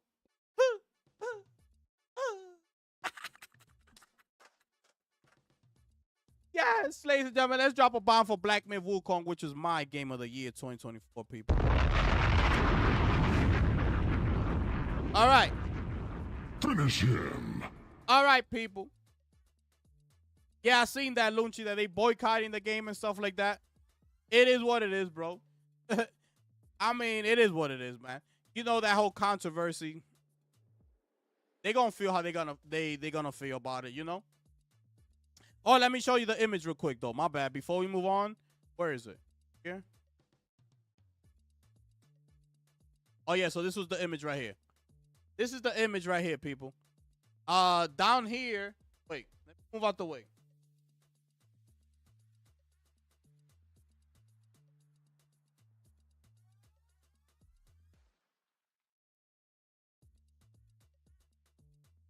So right there, that's where the date is, all right?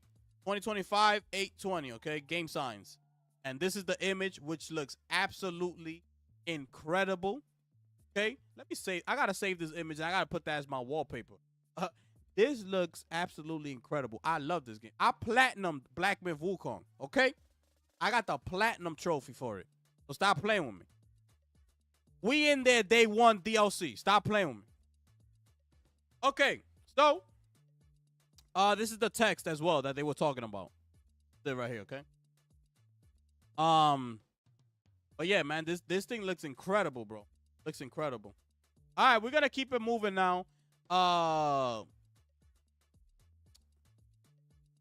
Let's watch some, what you call it? How long is this deep dive? If it's too long, I'm not gonna watch it. This is for NHL 26, okay? Gameplay. Oh, it's 5 minutes. It's 5 minutes. Let's see what EA got to offer. This is the new data from the NHL Edge behind EA's Ice 2.0, okay? It makes it look like players will be able to set up plays better than ever because of the computer-controlled players will now know where to be and when to be there. Like, okay, like having Alexander Ovechkin in his office at the top of the circle on the power play, all right? So it looks like the whole engine, they boosted it. All right, let's see what they got here. Let's see what they got. I'm Craig McMorris, and welcome to the NHL 26 Gameplay Deep Dive. I've always loved Chell, so I am beyond stoked to introduce what's new in-game this year. The headliner is the next evolution of IceQ, an IceQ 2.0, which is now powered by NHL Edge player data, whose incorporation makes your favorite superstars think, move, and play more like themselves. To take us through the details, let's pass it off to Mike Englehart and David Pritchett. Thanks, Craig. This year, we're building on IceQ's defining vision of true hockey intelligence by incorporating the data-driven innovation of NHL Edge, which powers how superstars play in NHL 26. The NHL's groundbreaking puck and player tracking technology uses 14 infrared cameras placed inside all 32 team arenas to capture data from sensors embedded in every puck and tags sewn into players' sweaters.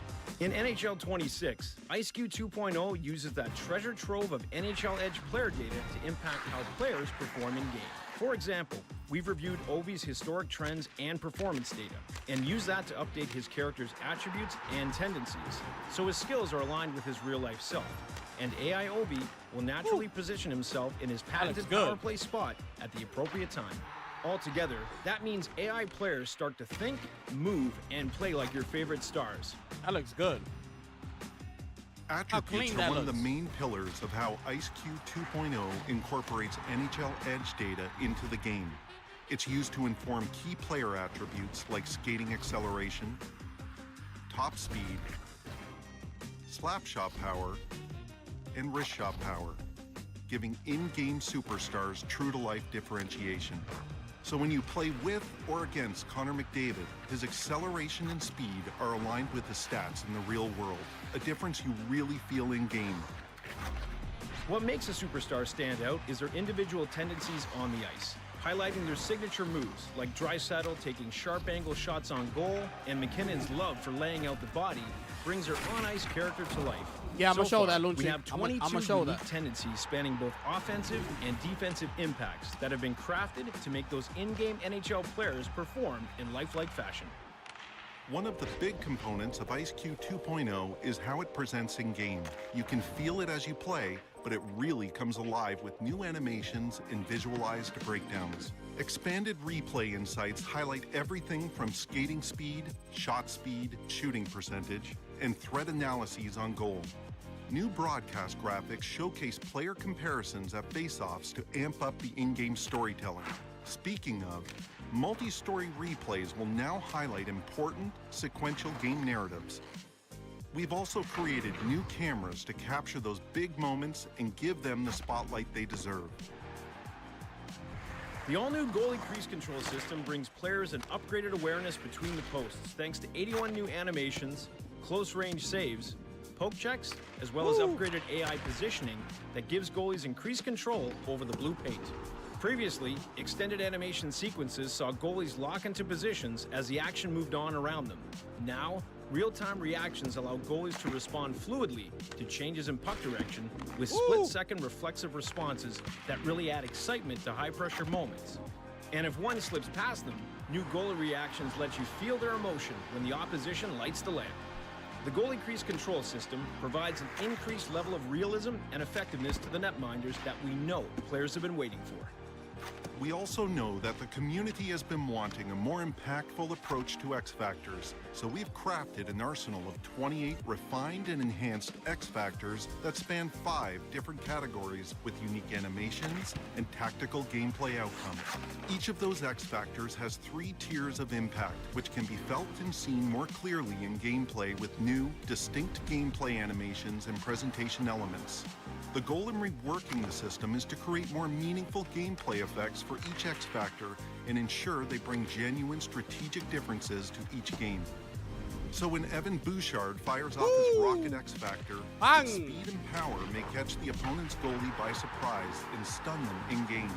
X Factors are now a formidable on-ice weapon that makes superstars truly feel like superstars. As you can see, incredible updates to Chell this year. I'm excited for you to get into the game, get on the ice, and feel that superstar impact yourself. NHL 26 is available for pre-order now. All right, that was that. That looks good. Okay, that looks good. Yeah, it looks good. It looks good. The game looks good. So that was just that. I just wanted to show y'all that just in case hockey gamers in. So Helldivers 2 has a new trailer on the Xbox channel, right? This just came out this morning. Well, yesterday, 22 hours ago. But I want to show you because this same trailer, and they just released yesterday, right? This same trailer was leaked out. That's why you see here, Iron Sights. Shout outs to Iron Sights, right? That's why I used to get all my information about the game, like when it first dropped. It looks like we know what this was for now, okay? So this is the trailer right here. This was dropped back in May of 2025. So they dropped this, and then they took it down. So you see here, shout out to Thornton. Looks like PlayStation lost the trailer for Helldivers 2 update next week a little early and then took it down. Anyone able to find any clues? So this is the actual trailer that I'm about to show you, okay? They were there. Like, were you? Right? And it's just funny. Like, if you look down and you start seeing comments, right? This is back in May, okay? Like, oh, Xbox/Switch 2 version announcement really sounds like that to me. Start seeing that, you know? Xbox release tomorrow. The Luminant is going to drop tomorrow. Let's see here. This will be a very good way to open up Xbox players to Helldivers 2, right? So you start seeing the Xbox announcement. All right, this was back in May. Hey, people. So this is why I'm showing you this, because his trailer is this exact trailer right here. It's the same thing. So, see there, right? Look at it. Now let me show you the trailer. So now we know what the trailer was for. Check this out.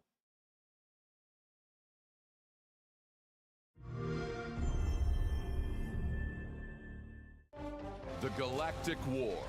Your chance to serve, to fight, and to sacrifice for a freer tomorrow. Were you there when we conquered the creek? Yeah, I was there. Were you there when we cleansed the super colony? I was there! Were you there when we set our citizens free? I was there. They were there. Were you? Helldivers across the galaxy have been fighting the fight of freedom. Using the latest advanced weaponry to spread our message of peace. But the war effort needs your effort. With Liberty's enemies closing in from every front, and death and destruction lurking behind every corner, there's never been a better time to become a Helldiver. We have the technology. We have the firepower. All we need is you. So next time we defend freedom, be there. Next time we kill our enemies without hesitation, be there. Next time we are there, be there. Be part of an elite fighting force and protect the galaxy from all that threatens managed democracy. Join the Helldivers. So that right there is this exact trailer that dropped back in May. Okay? So I'm just putting it out there. People already knew what they was doing. They knew that it was coming, right? Since then, okay, they been knew about it. The time it prepared, you got to think. The time it took to prepare the trailer, that takes time. Because we look at developers, what they always say, oh, for us to develop, I hope people know that it takes time for us to actually make a trailer, like to show y'all, like in a showcase or something. Like we got to take time out of our day to do that and things like that, right? That's what they said. That's what game developers say. So you got to think. This was shown back in May. They been started to work on this because according to them, it takes time to make the trailer. So before May, they've been working on the trailer. It might have taken them 3 months to make the trailer. Who knows, right? That pushes us back all the way back to like February. In order for them to get the call to make the trailer, that had to be in the works way before that. In order for Sony to say, let's make the trailer. Let's call up Arrowhead, tell them to put a little sizzle together for the Xbox port. You know what I'm saying? Back. You got to keep going back. Business decisions are not made overnight. It takes time. You got to talk things through. A lot of legal requirements in those contracts. You got to talk numbers. It's a lot that goes into the process. So this was not just brought up. Okay? So my whole point is that PlayStation been knew about this. You know what they decide to do? Keep their mouth shut. Not tell us what's going to happen. Surprise everybody out the blue one day out the next. Boom, here you go. Helldivers, Xbox. That's what they decided to do. I'm pretty sure they would have announced this. Everybody would have been fine. Everybody's fine right now. Or it's just live service. So that's the reaction y'all would have gotten if y'all would have told us that this was going to happen. Because that's what you're getting right now.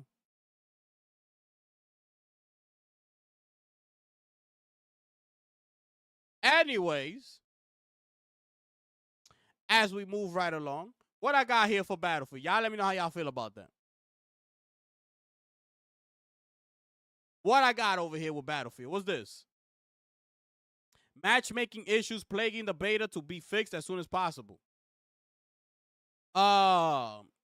Unfortunately, it's also bringing along some substantial matchmaking issues for a significant chunk of player base across PC and console. Complaints started dropping in minutes following the second week.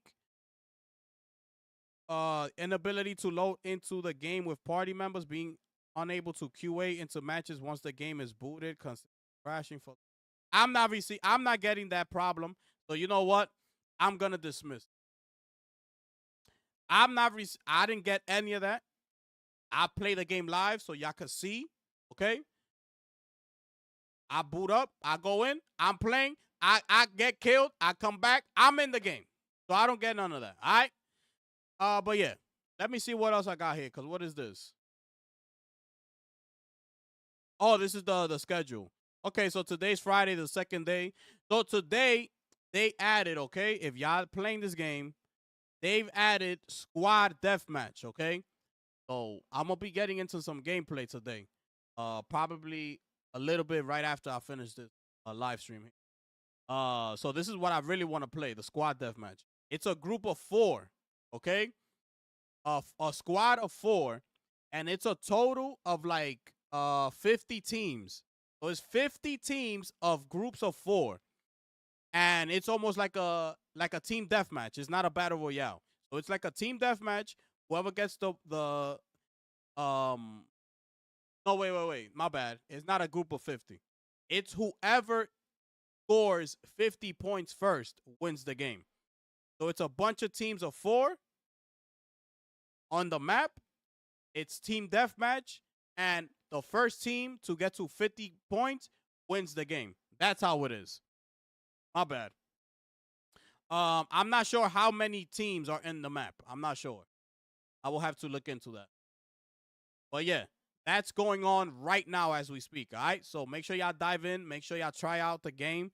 It's a free beta, right? Even if you don't like it, just go and try it out and get the experience so you can see what everybody's talking about. Like, get the experience in. See what I'm saying? And then you'll be able to say, okay, like, I played it, I didn't like it, or I played it, I actually enjoyed myself, whatever it is. All right? So get in there and try it out. It's up until Sunday, Saturday, Sunday. Yeah, Sunday's the last day, like at 12 midnight, I believe, heading into Monday. All right? Now, let's look at this new what you call it? Little clip that they released for the Ghost of Yote. This is a Yari gameplay. The other day we reacted to the Kasuragami, I believe it's called, gameplay. So they shared this little piece here as well. All right, so let's take a look at this real quick.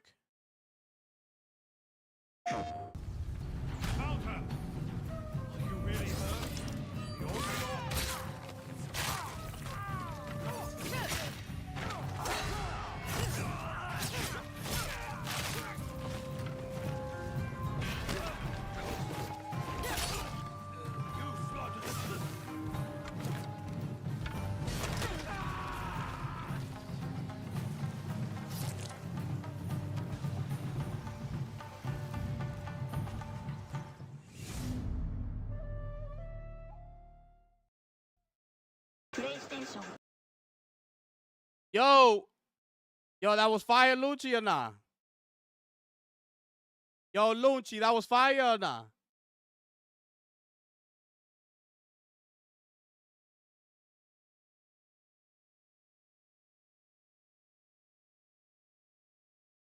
That was fire, my brother? Or it was I? Or it was fire?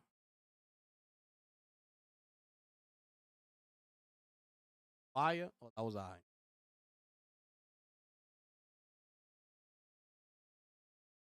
Oh, you didn't see it?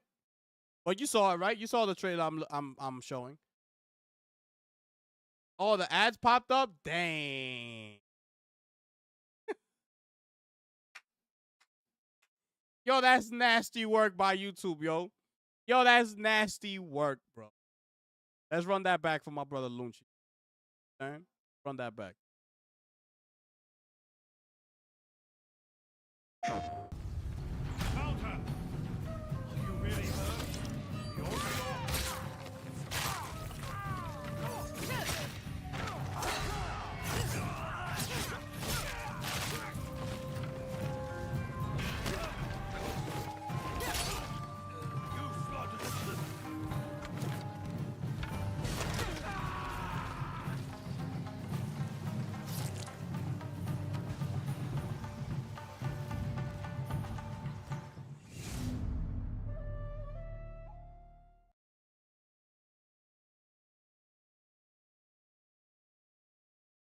Yo, what you think? That was fire? I do like the color. I like the ambiance. that the color of the trees gave that scene right there. I did like that. The way that environment felt, like color palette that they used, like I liked. It looks really good. I like that. They won.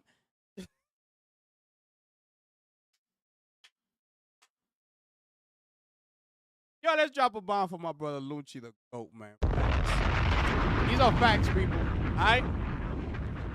These are facts. I'm gonna wait, my brother. I'm gonna wait for the PC. I don't think I could double dip on this game, bro. I'm not about to buy it for PlayStation and then buy it for PC. Like, because that's the thing about PlayStation. That's why I want them to make a storefront on PC, and I want to be able to connect my account on PC. Because like, bro, they got us out here buying games twice, and it's like, bro, that's crazy money right there. But yeah, that's just a little clip that they showed us. What's this? Oh, this is the Neo Berlin 2087. Let's look at this right here. This is another game trailer that just dropping. Take a look at this one here.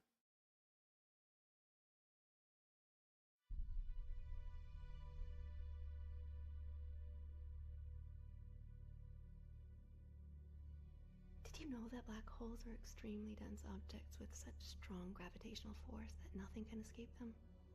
Not even light. Yo, why that looks fake, bro? It was nice meeting you. Yeah, likewise. Yo, why that look fake though? You saw that? If we're the ones pulling the strings, Oh yeah, I'm gonna show that Crimson Desert one. just living inside someone else's dream. Do you know what I'm talking about? Even if this is a simulation, the pain still feels real. Neo Berlin. What do I really know about it? She's like you. She needs your help. I followed every thread, reconstructed memories. None of it fits.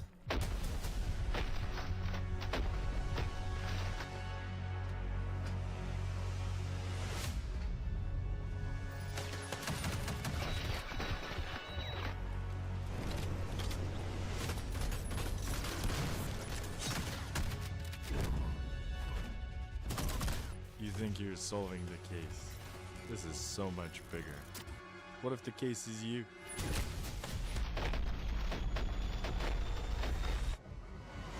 The world only works with order. Without order, chaos breaks out.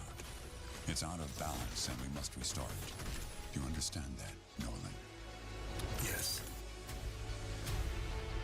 I hope it's real. If the game is real, then this is a day one.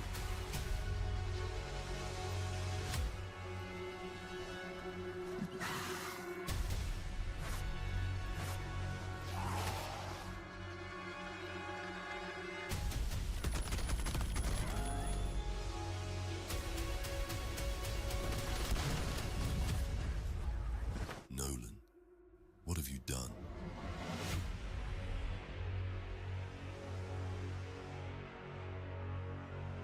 There it is.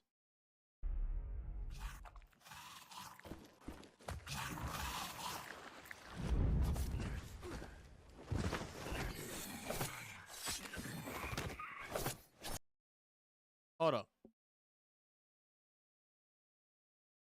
Oh, wait. This is like real footage right here? Wait. Run it back. All right, let's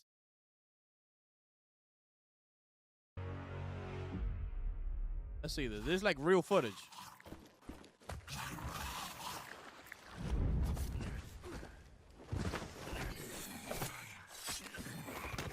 I don't know if that looks real, bro. That look kind of fake, bro.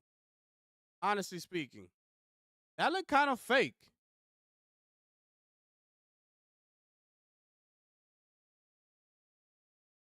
But anyways, that's it for that one. Let me show you here. Unreal Engine, so get ready for that. Okay? And it's gonna be available everywhere, right? So there's that. Let me show you also this trailer here. This is of Peaks and Tides. I believe this is a China game, if I'm not mistaken. This is a China game. Just don't know who's making it. But let's look at this one as well.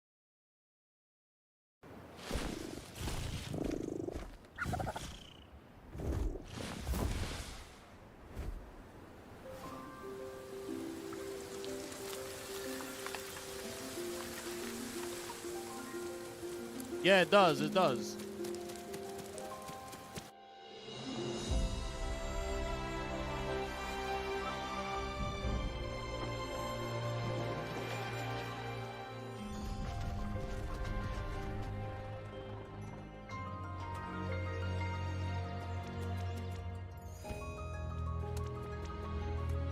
After this, I'm gonna show the Crimson Desert.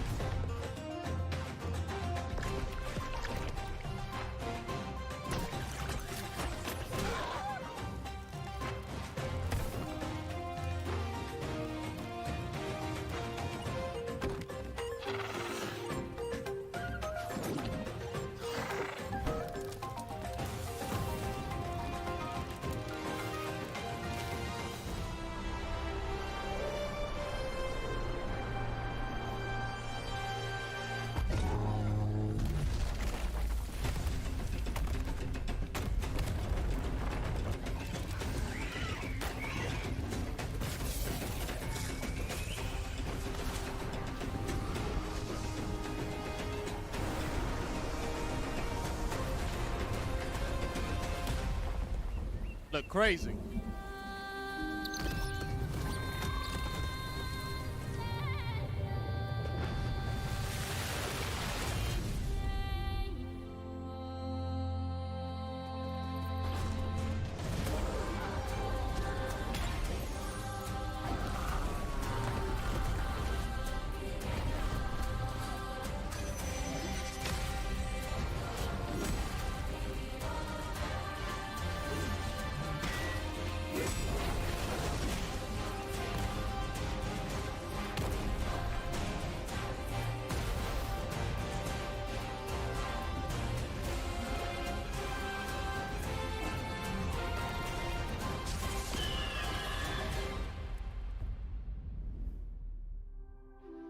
Theme only or wish list? Okay.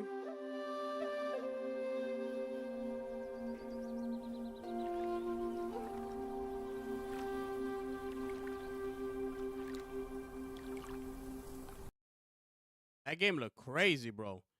But you know, it's what you call it?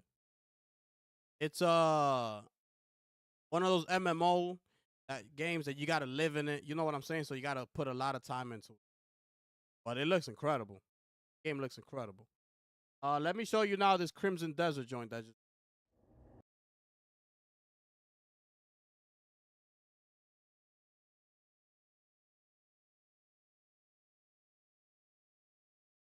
Oh.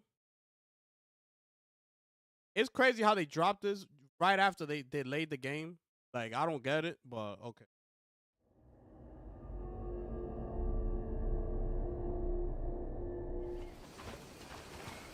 We have to hurry to support the Marquis.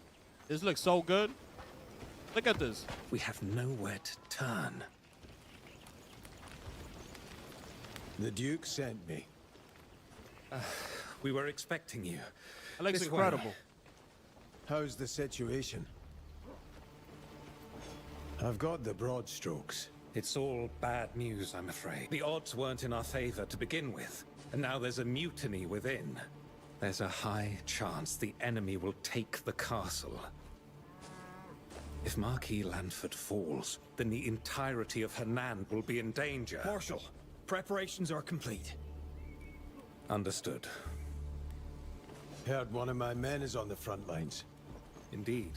My scouts say he's fighting in the keep. I'd expect nothing less. Marshal, we've lost another outpost to the Black Bears. I see. Greymane, your comrade is likely holding out in the keep with the Marquis. I've got to get to him. Going in alone, given the present situation, would be suicide. The enemy has seized our outposts and constructed watchtowers. Approaching won't be easy. If you must go now, you'll need to use the cannons to clear your path. Marshal, we've been waiting for you. We need more tents to treat the wounded. Show us how it's done. Make it happen. The battlefield awaits, Greymane. I hope you know I'd rather you didn't go, but seeing as it's you, I know you'll go anyway. Aye. Join the artillery unit. Their cannons are set and ready. Best of luck. They do gotta work on the character models, though. Wounded are coming in by the dozen. The character models look kind of like choppy.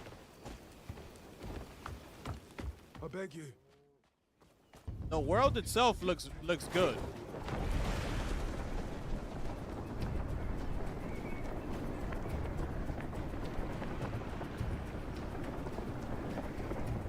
Everything went to shit in the blink of an eye. Still, better we're living in the muck than buried in it. Look at that. That looks crazy, bro. Saw a couple poppins in there. Dogs doing in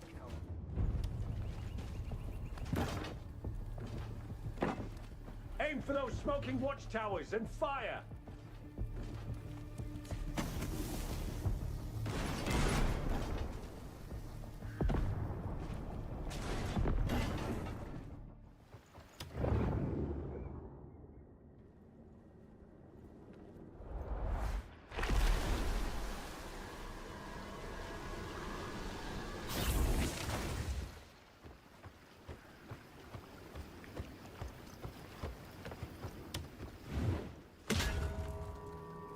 Just like that.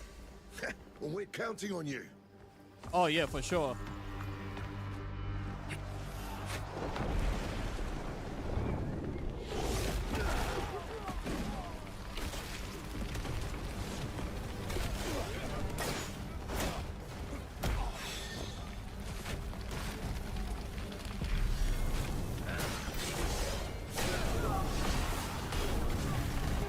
Damn.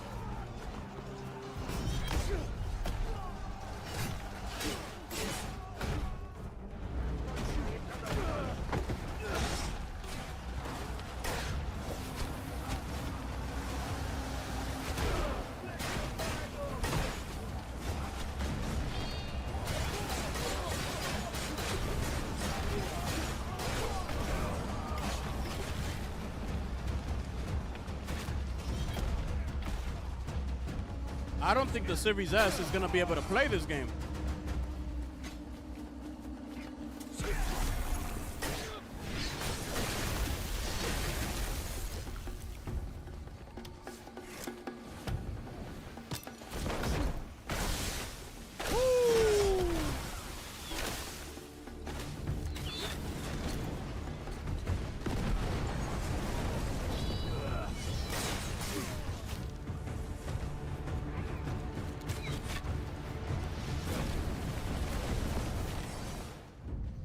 Damn.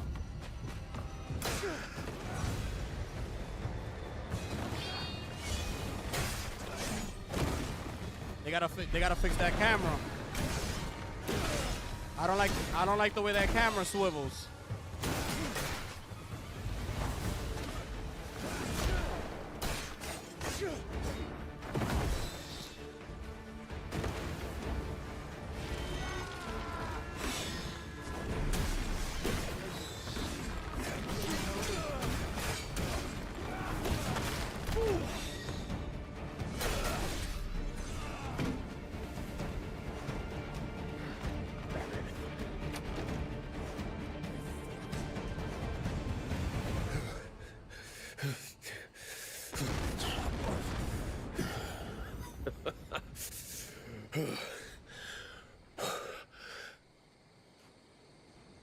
Oh, we got those fuckers good.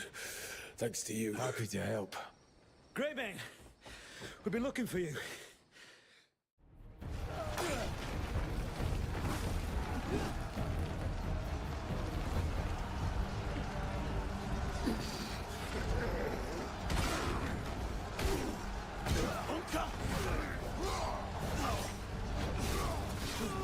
Situation? That Uncoat's taken the castle.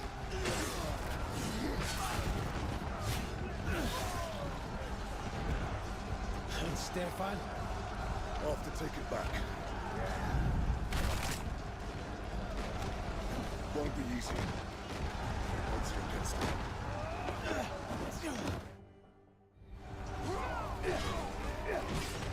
Traitors! Insults to the kingdom! Stefan Lambert kneels to no pretender! Tess, you're alive!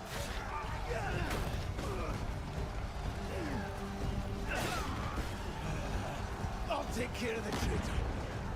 All right, I'll protect my men beyond the wall.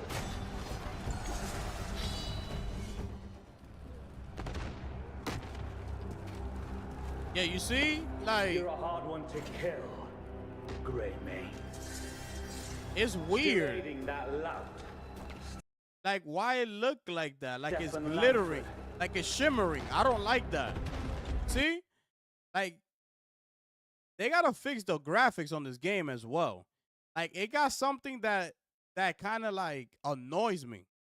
Like, it's a type of like, it looks like shimmery, like on the outside, like on the edges of everything.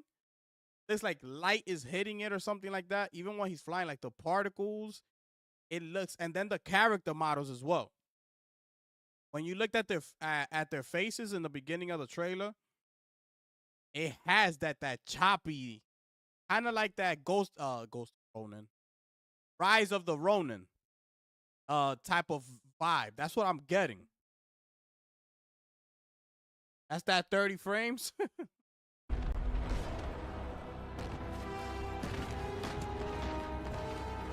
Then this is your hand!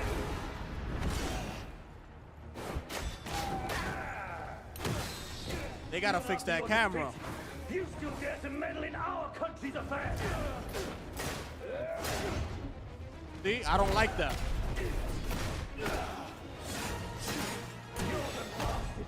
I don't like that camera. Why is like that? Look.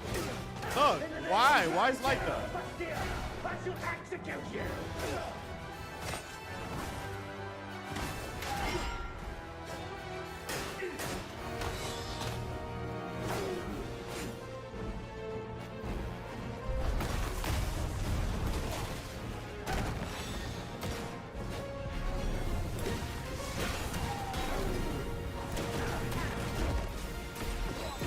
Look, like where'd he go? Where are you?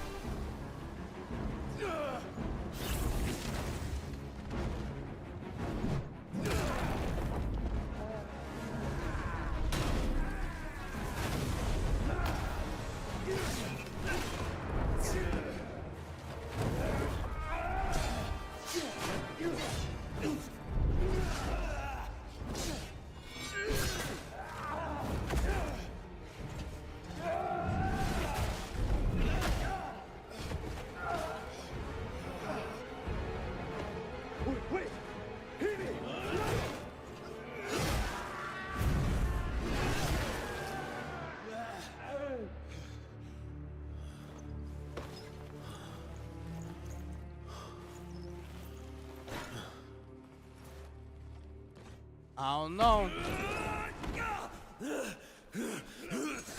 Where do you think you're going? Like, look at this part right here. Let me slow it down. Look at this part right here. Stabs him with the shield.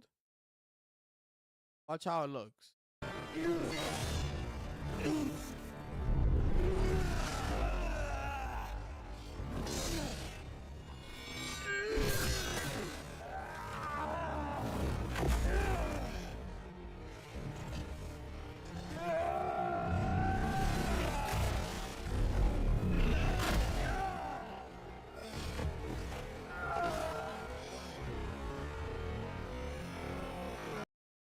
Watch this. Watch how the shield looks. Watch this. Oh. Watch how it goes through his body.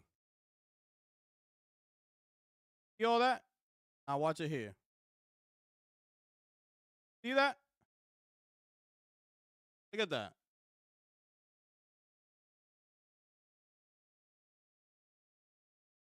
I don't know. Yeah, it needs work. It needs work.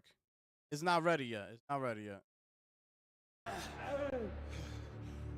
It needs work. Oh yeah, on the S, this game gotta be running at like three frames a second. Where do you think you're going? Pathetic cunt! Cassius, dealt with. Good. It's over then? Mostly. That was the last of them. Well done, my lord. It was a hard one, but... My lord, a message. The remaining enemy forces are fleeing north. We'll hunt them down. Cliff, on behalf of the Shield, light the beacon of victory.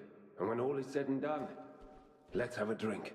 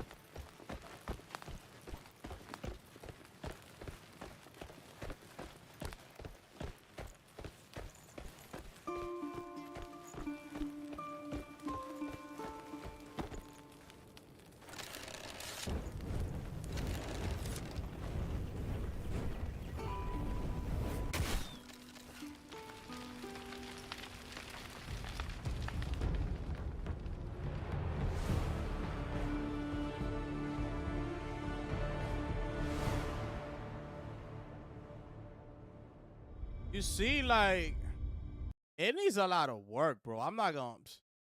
If I'm being honest, it needs a lot of work, bro. Like, look at the environment. Everything looks to me like, you see when they're showing you how they put it, like on a piece when they're creating the game. Put this right here, castle. That's what it looks like. It doesn't look detailed at all to me. Even all this up here, like, this doesn't look detailed. Like, yes, it's there, but I don't see the detail. that makes it look like real and makes it look, like the type of graphics and visual that they're looking for is not there. Look, like I don't see it, bro. I don't see it. So it needs a lot of work. I don't know when this game is gonna come out, to be honest. Because this is just this section here. I could only imagine all the other sections of the game that need more polishing and things like that. The optimizations for being a multi-plat, right? Like you got all the consoles across the board, and you got the PC ports. So I don't know when this game is gonna come out, to be honest.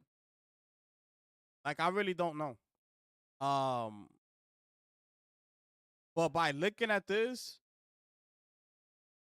it's clear why they delayed the game, and you could clearly see that it still needs more polishing, more work. The camera, I'm not a fan of that camera angle. The way the camera follows you, I am not a fan of it. I'm telling you that right now. Like even when he went to light the arrow right now to light up that tower, like even then the camera was like all over the place. Like look, real quick, right? Look. Watch the camera.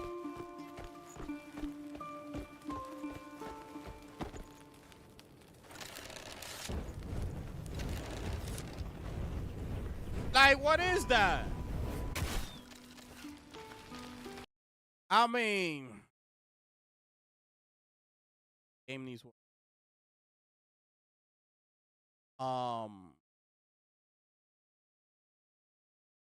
Let's see what happens, man. Let's see when this game comes out. Remember, Sony offered their services to these people. Remember that. Brought that report. That was last year. That Sony offered them their services. Of course, they offered them wanting some sort of timed exclusivity towards the PlayStation platform. They denied it. They have every right to deny it. But let's keep that in mind, right? Sony offered them, funding and help to develop the game and things like that, and they said no. They declined. So let's just see what happens with this game, all right? Let's see when it's gonna come out. Hopefully sometime next year. If it does come out next year, I'm thinking that it's gonna come out like towards the fall. I don't see this coming out early next year. Not happening.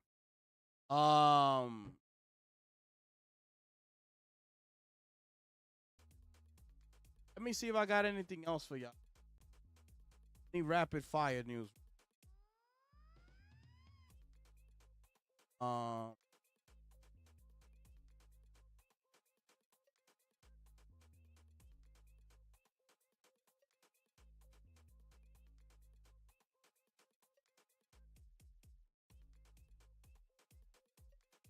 I think we covered everything.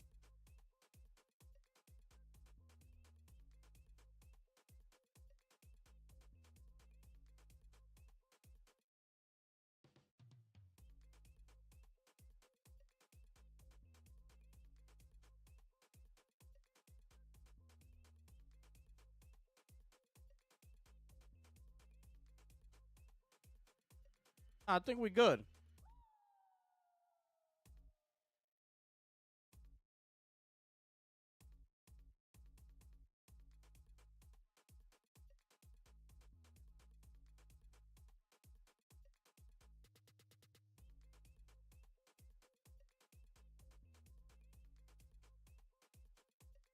I'm not finding anything else.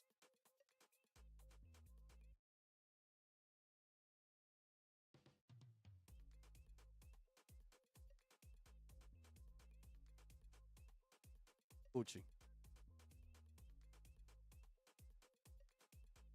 All right.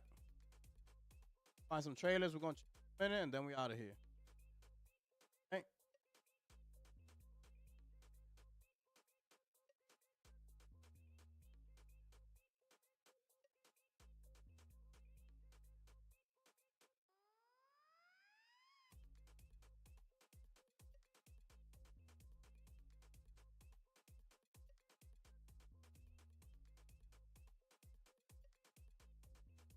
Let's do it, people.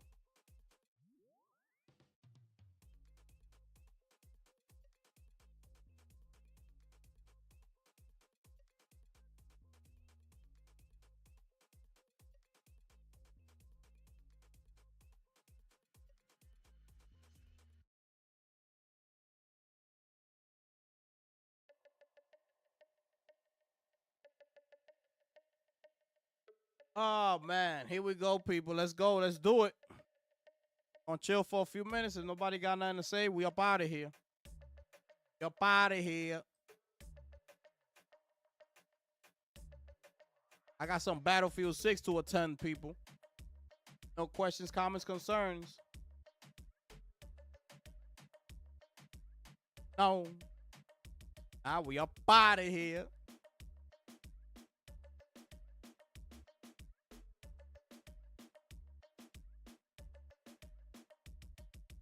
Yeah, I did see it. I did see it, bro. I'm gonna watch it a little bit later. I'll get to it a little bit later on. Hopefully there's some good information in.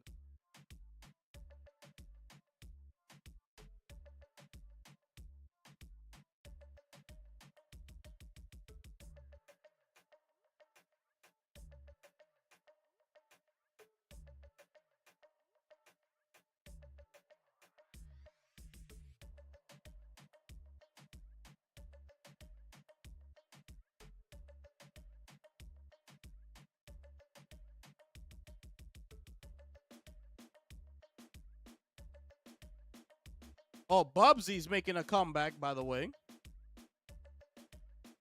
Those of y'all who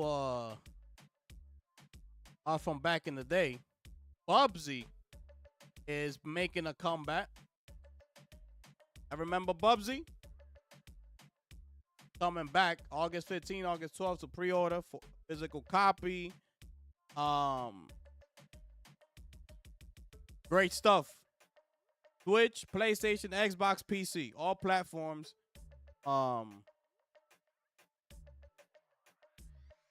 Memories, man. Memories. Oh, let me show you this one, but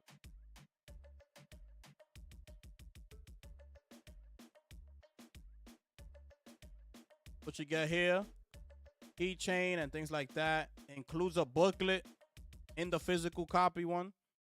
Two-sided poster. Get the disc right here. The soundtrack, I believe. Yeah, the soundtrack. And then you get this here.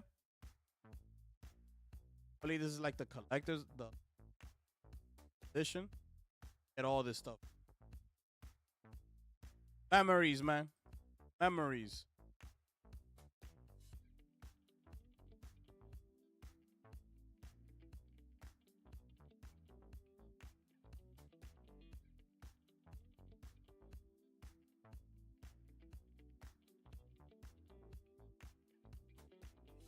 I can't, yo, if they show the DLC for Wukong, I'm trying to get that for my PC though, man.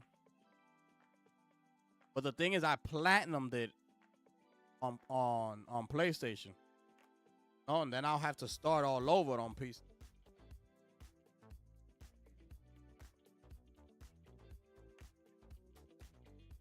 Metal Gear Snake Eater has 45 trophies, okay?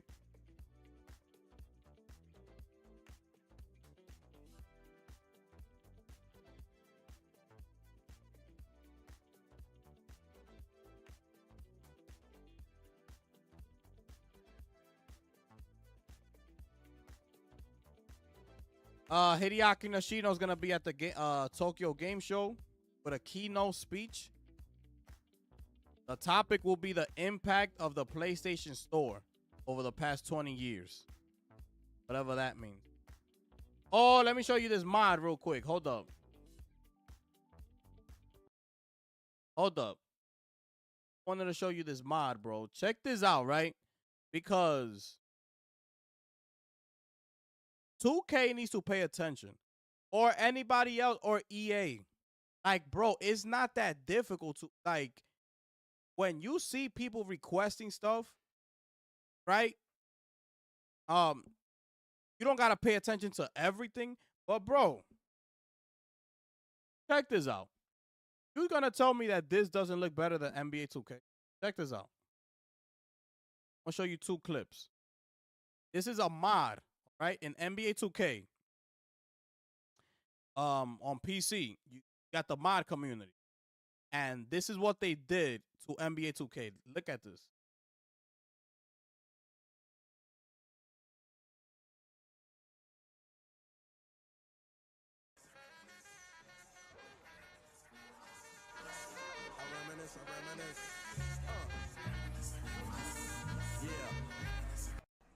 Look at this. Look how much better that looks.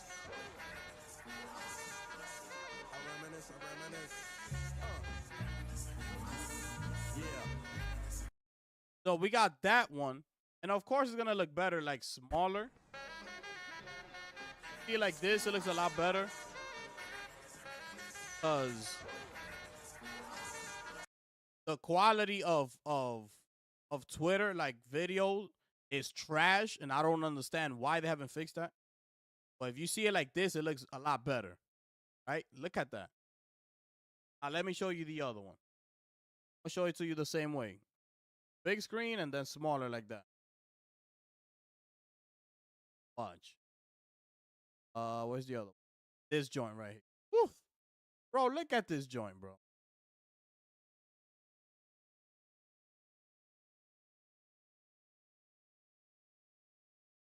Look at this. How fire, bro. Look how fire this looks. This is the modding community. This is NBA 2K. They just modded it. Check this. Look at this, bro. This picture alone will sell you the game. This image alone will sell you the game of how good that looks. Look at this. That looks incredible.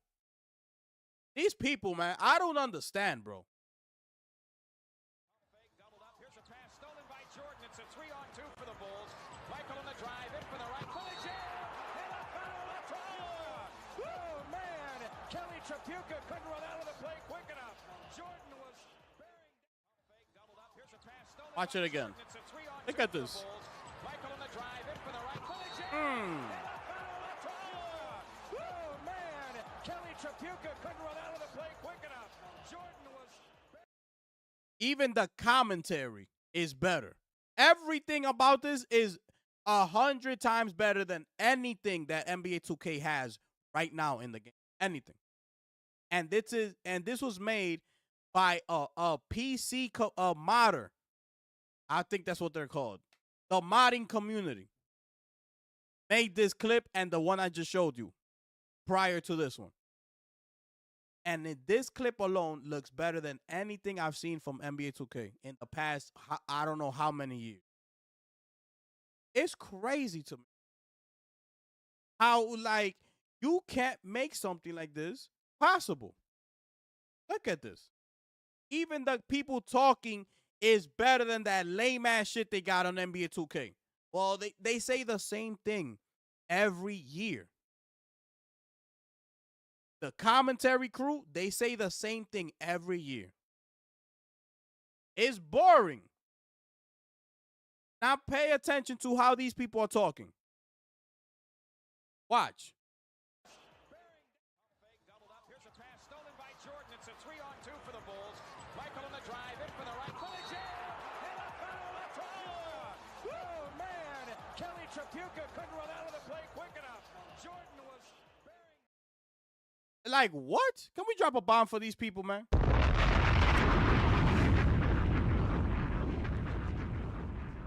Finish him. Like, come on, bro. So we gotta give a huge shout out. Oh, I could join the Discord. Oh, the 2K community on Discord. Oh. About to get up in there. Feel me?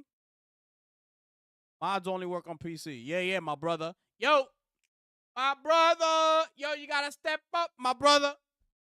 If you want to see action like this right here, this is straight fuego-ness. Here's a pass stolen by Jordan. It's a 3-on-2 for the Bulls. Michael on the drive, in for the right. For the jam! And a foul on Troller! What? Oh, man! Kelly Trapuka couldn't run out of the play quick enough. Jordan was Kelly Trapuka.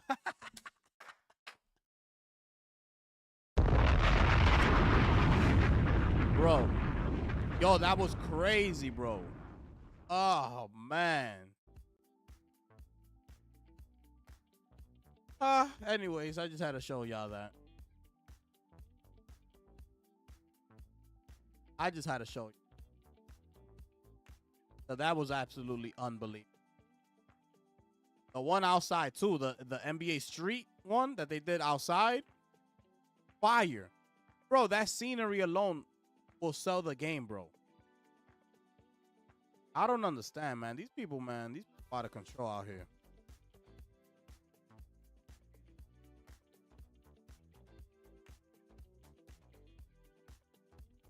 Look at this controller, man. You telling me that PlayStation can't make controllers like this? This is what I want to know. You telling me that PlayStation can't do that? Look at these controllers, man. Hex Gaming. You telling me PlayStation can't make a control like this? When they do their limited edition controllers and things like that, telling me they can't do something like this? Look how good that looks.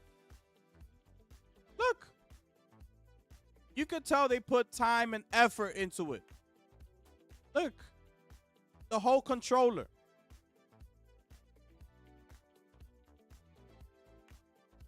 This person must have bought it.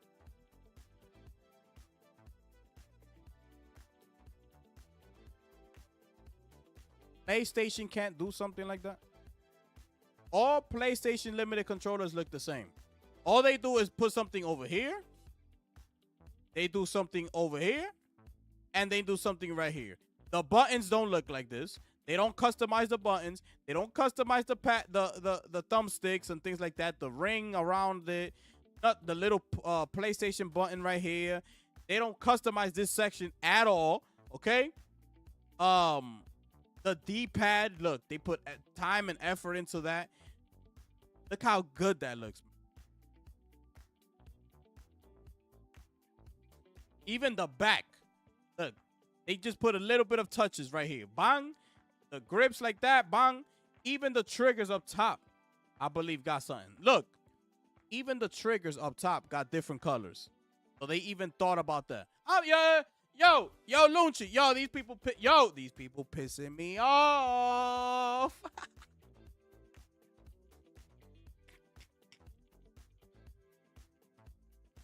I'm telling you.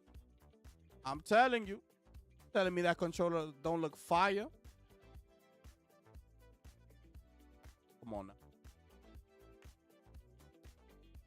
I got more leaks for Helldivers 2, but I'm not gonna show it. I got more leaks for Helldivers 2, but I'm not gonna show.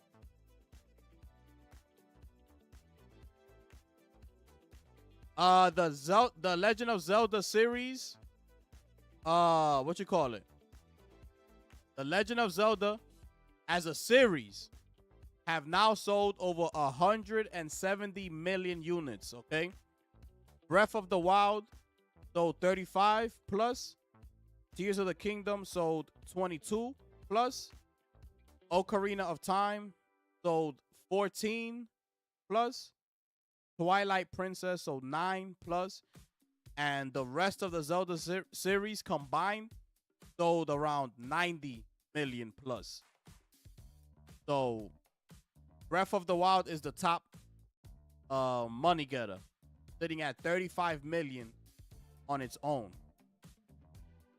But the series as a whole has 170 million units.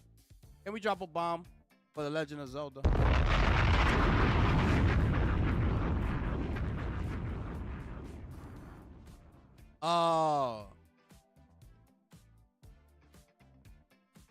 Ocarina of Time being one of the greatest games of all time. It's in the top 3. Okay. The Last of Us Part 2 is sitting up there in that top 3. Okay, ladies and gentlemen. By the way. I found this fire as artwork for Ocarina of Time right here. There's legendary stuff happening here. Okay, if you know, you know. Okay, legendary stuff happening here.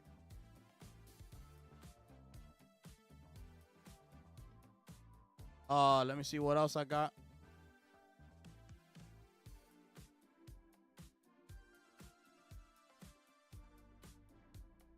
Moore's Law has a video talking about RDNA, all this stuff.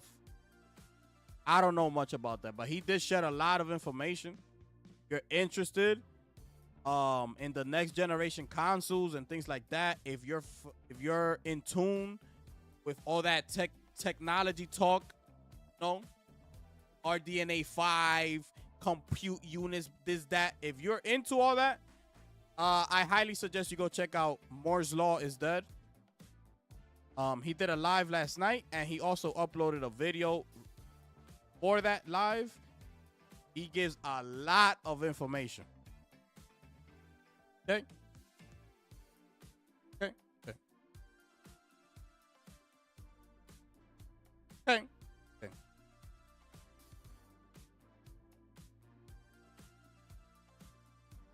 And what's this? Oh yeah, yeah.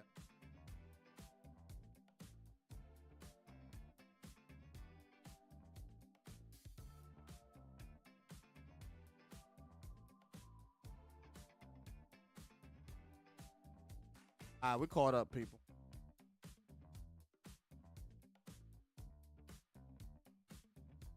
Yeah, we caught up, people.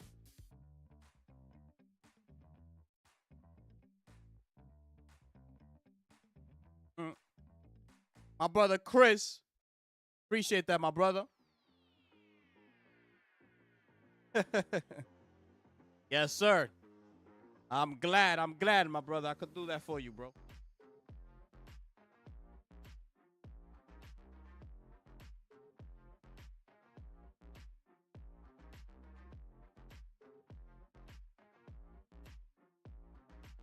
Yeah, it's 26 minutes. Yeah, that's why I'm not going to play it. It's a little too long. I'm going to watch it on my own time. I'm going to see what he talks about.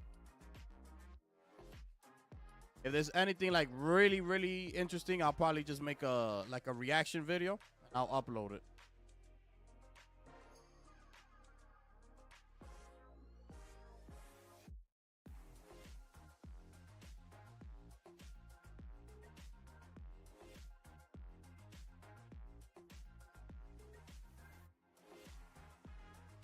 Oh, man.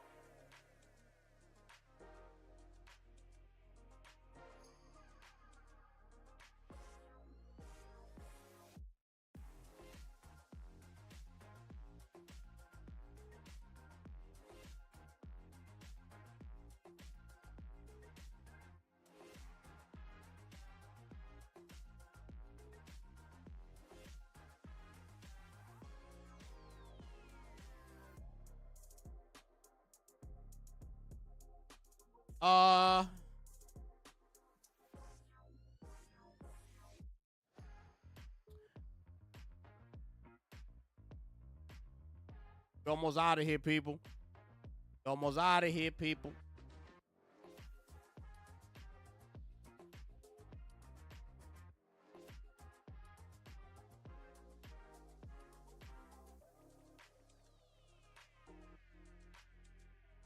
A new Sony headset will reportedly be revealed at Gamescom. Sony InZone.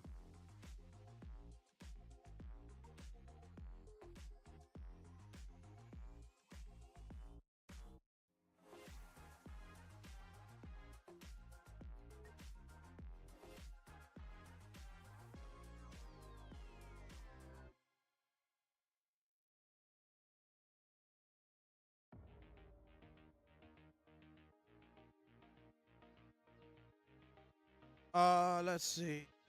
All right.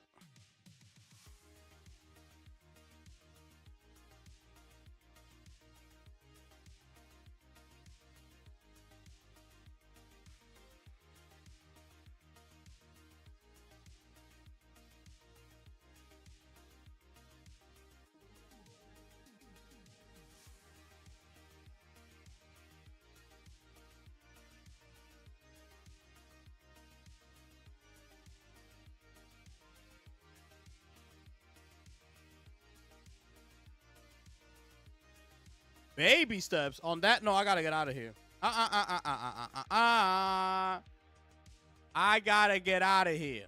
On that note, right there, I gotta get out of here. So yeah, man. Thank y'all so much for tuning in, man. I'll probably be doing some Battlefield gameplay a little bit later on. So yeah. Hopefully I catch y'all over there. Thank y'all so much for those who tuned in.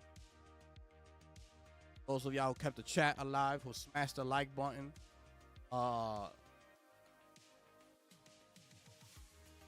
Thank y'all. Thank y'all. It's crazy, bro. But anyways, man, it is your boy, the gifted one here, people. And I'm going to catch y'all on the next one. I'm gone.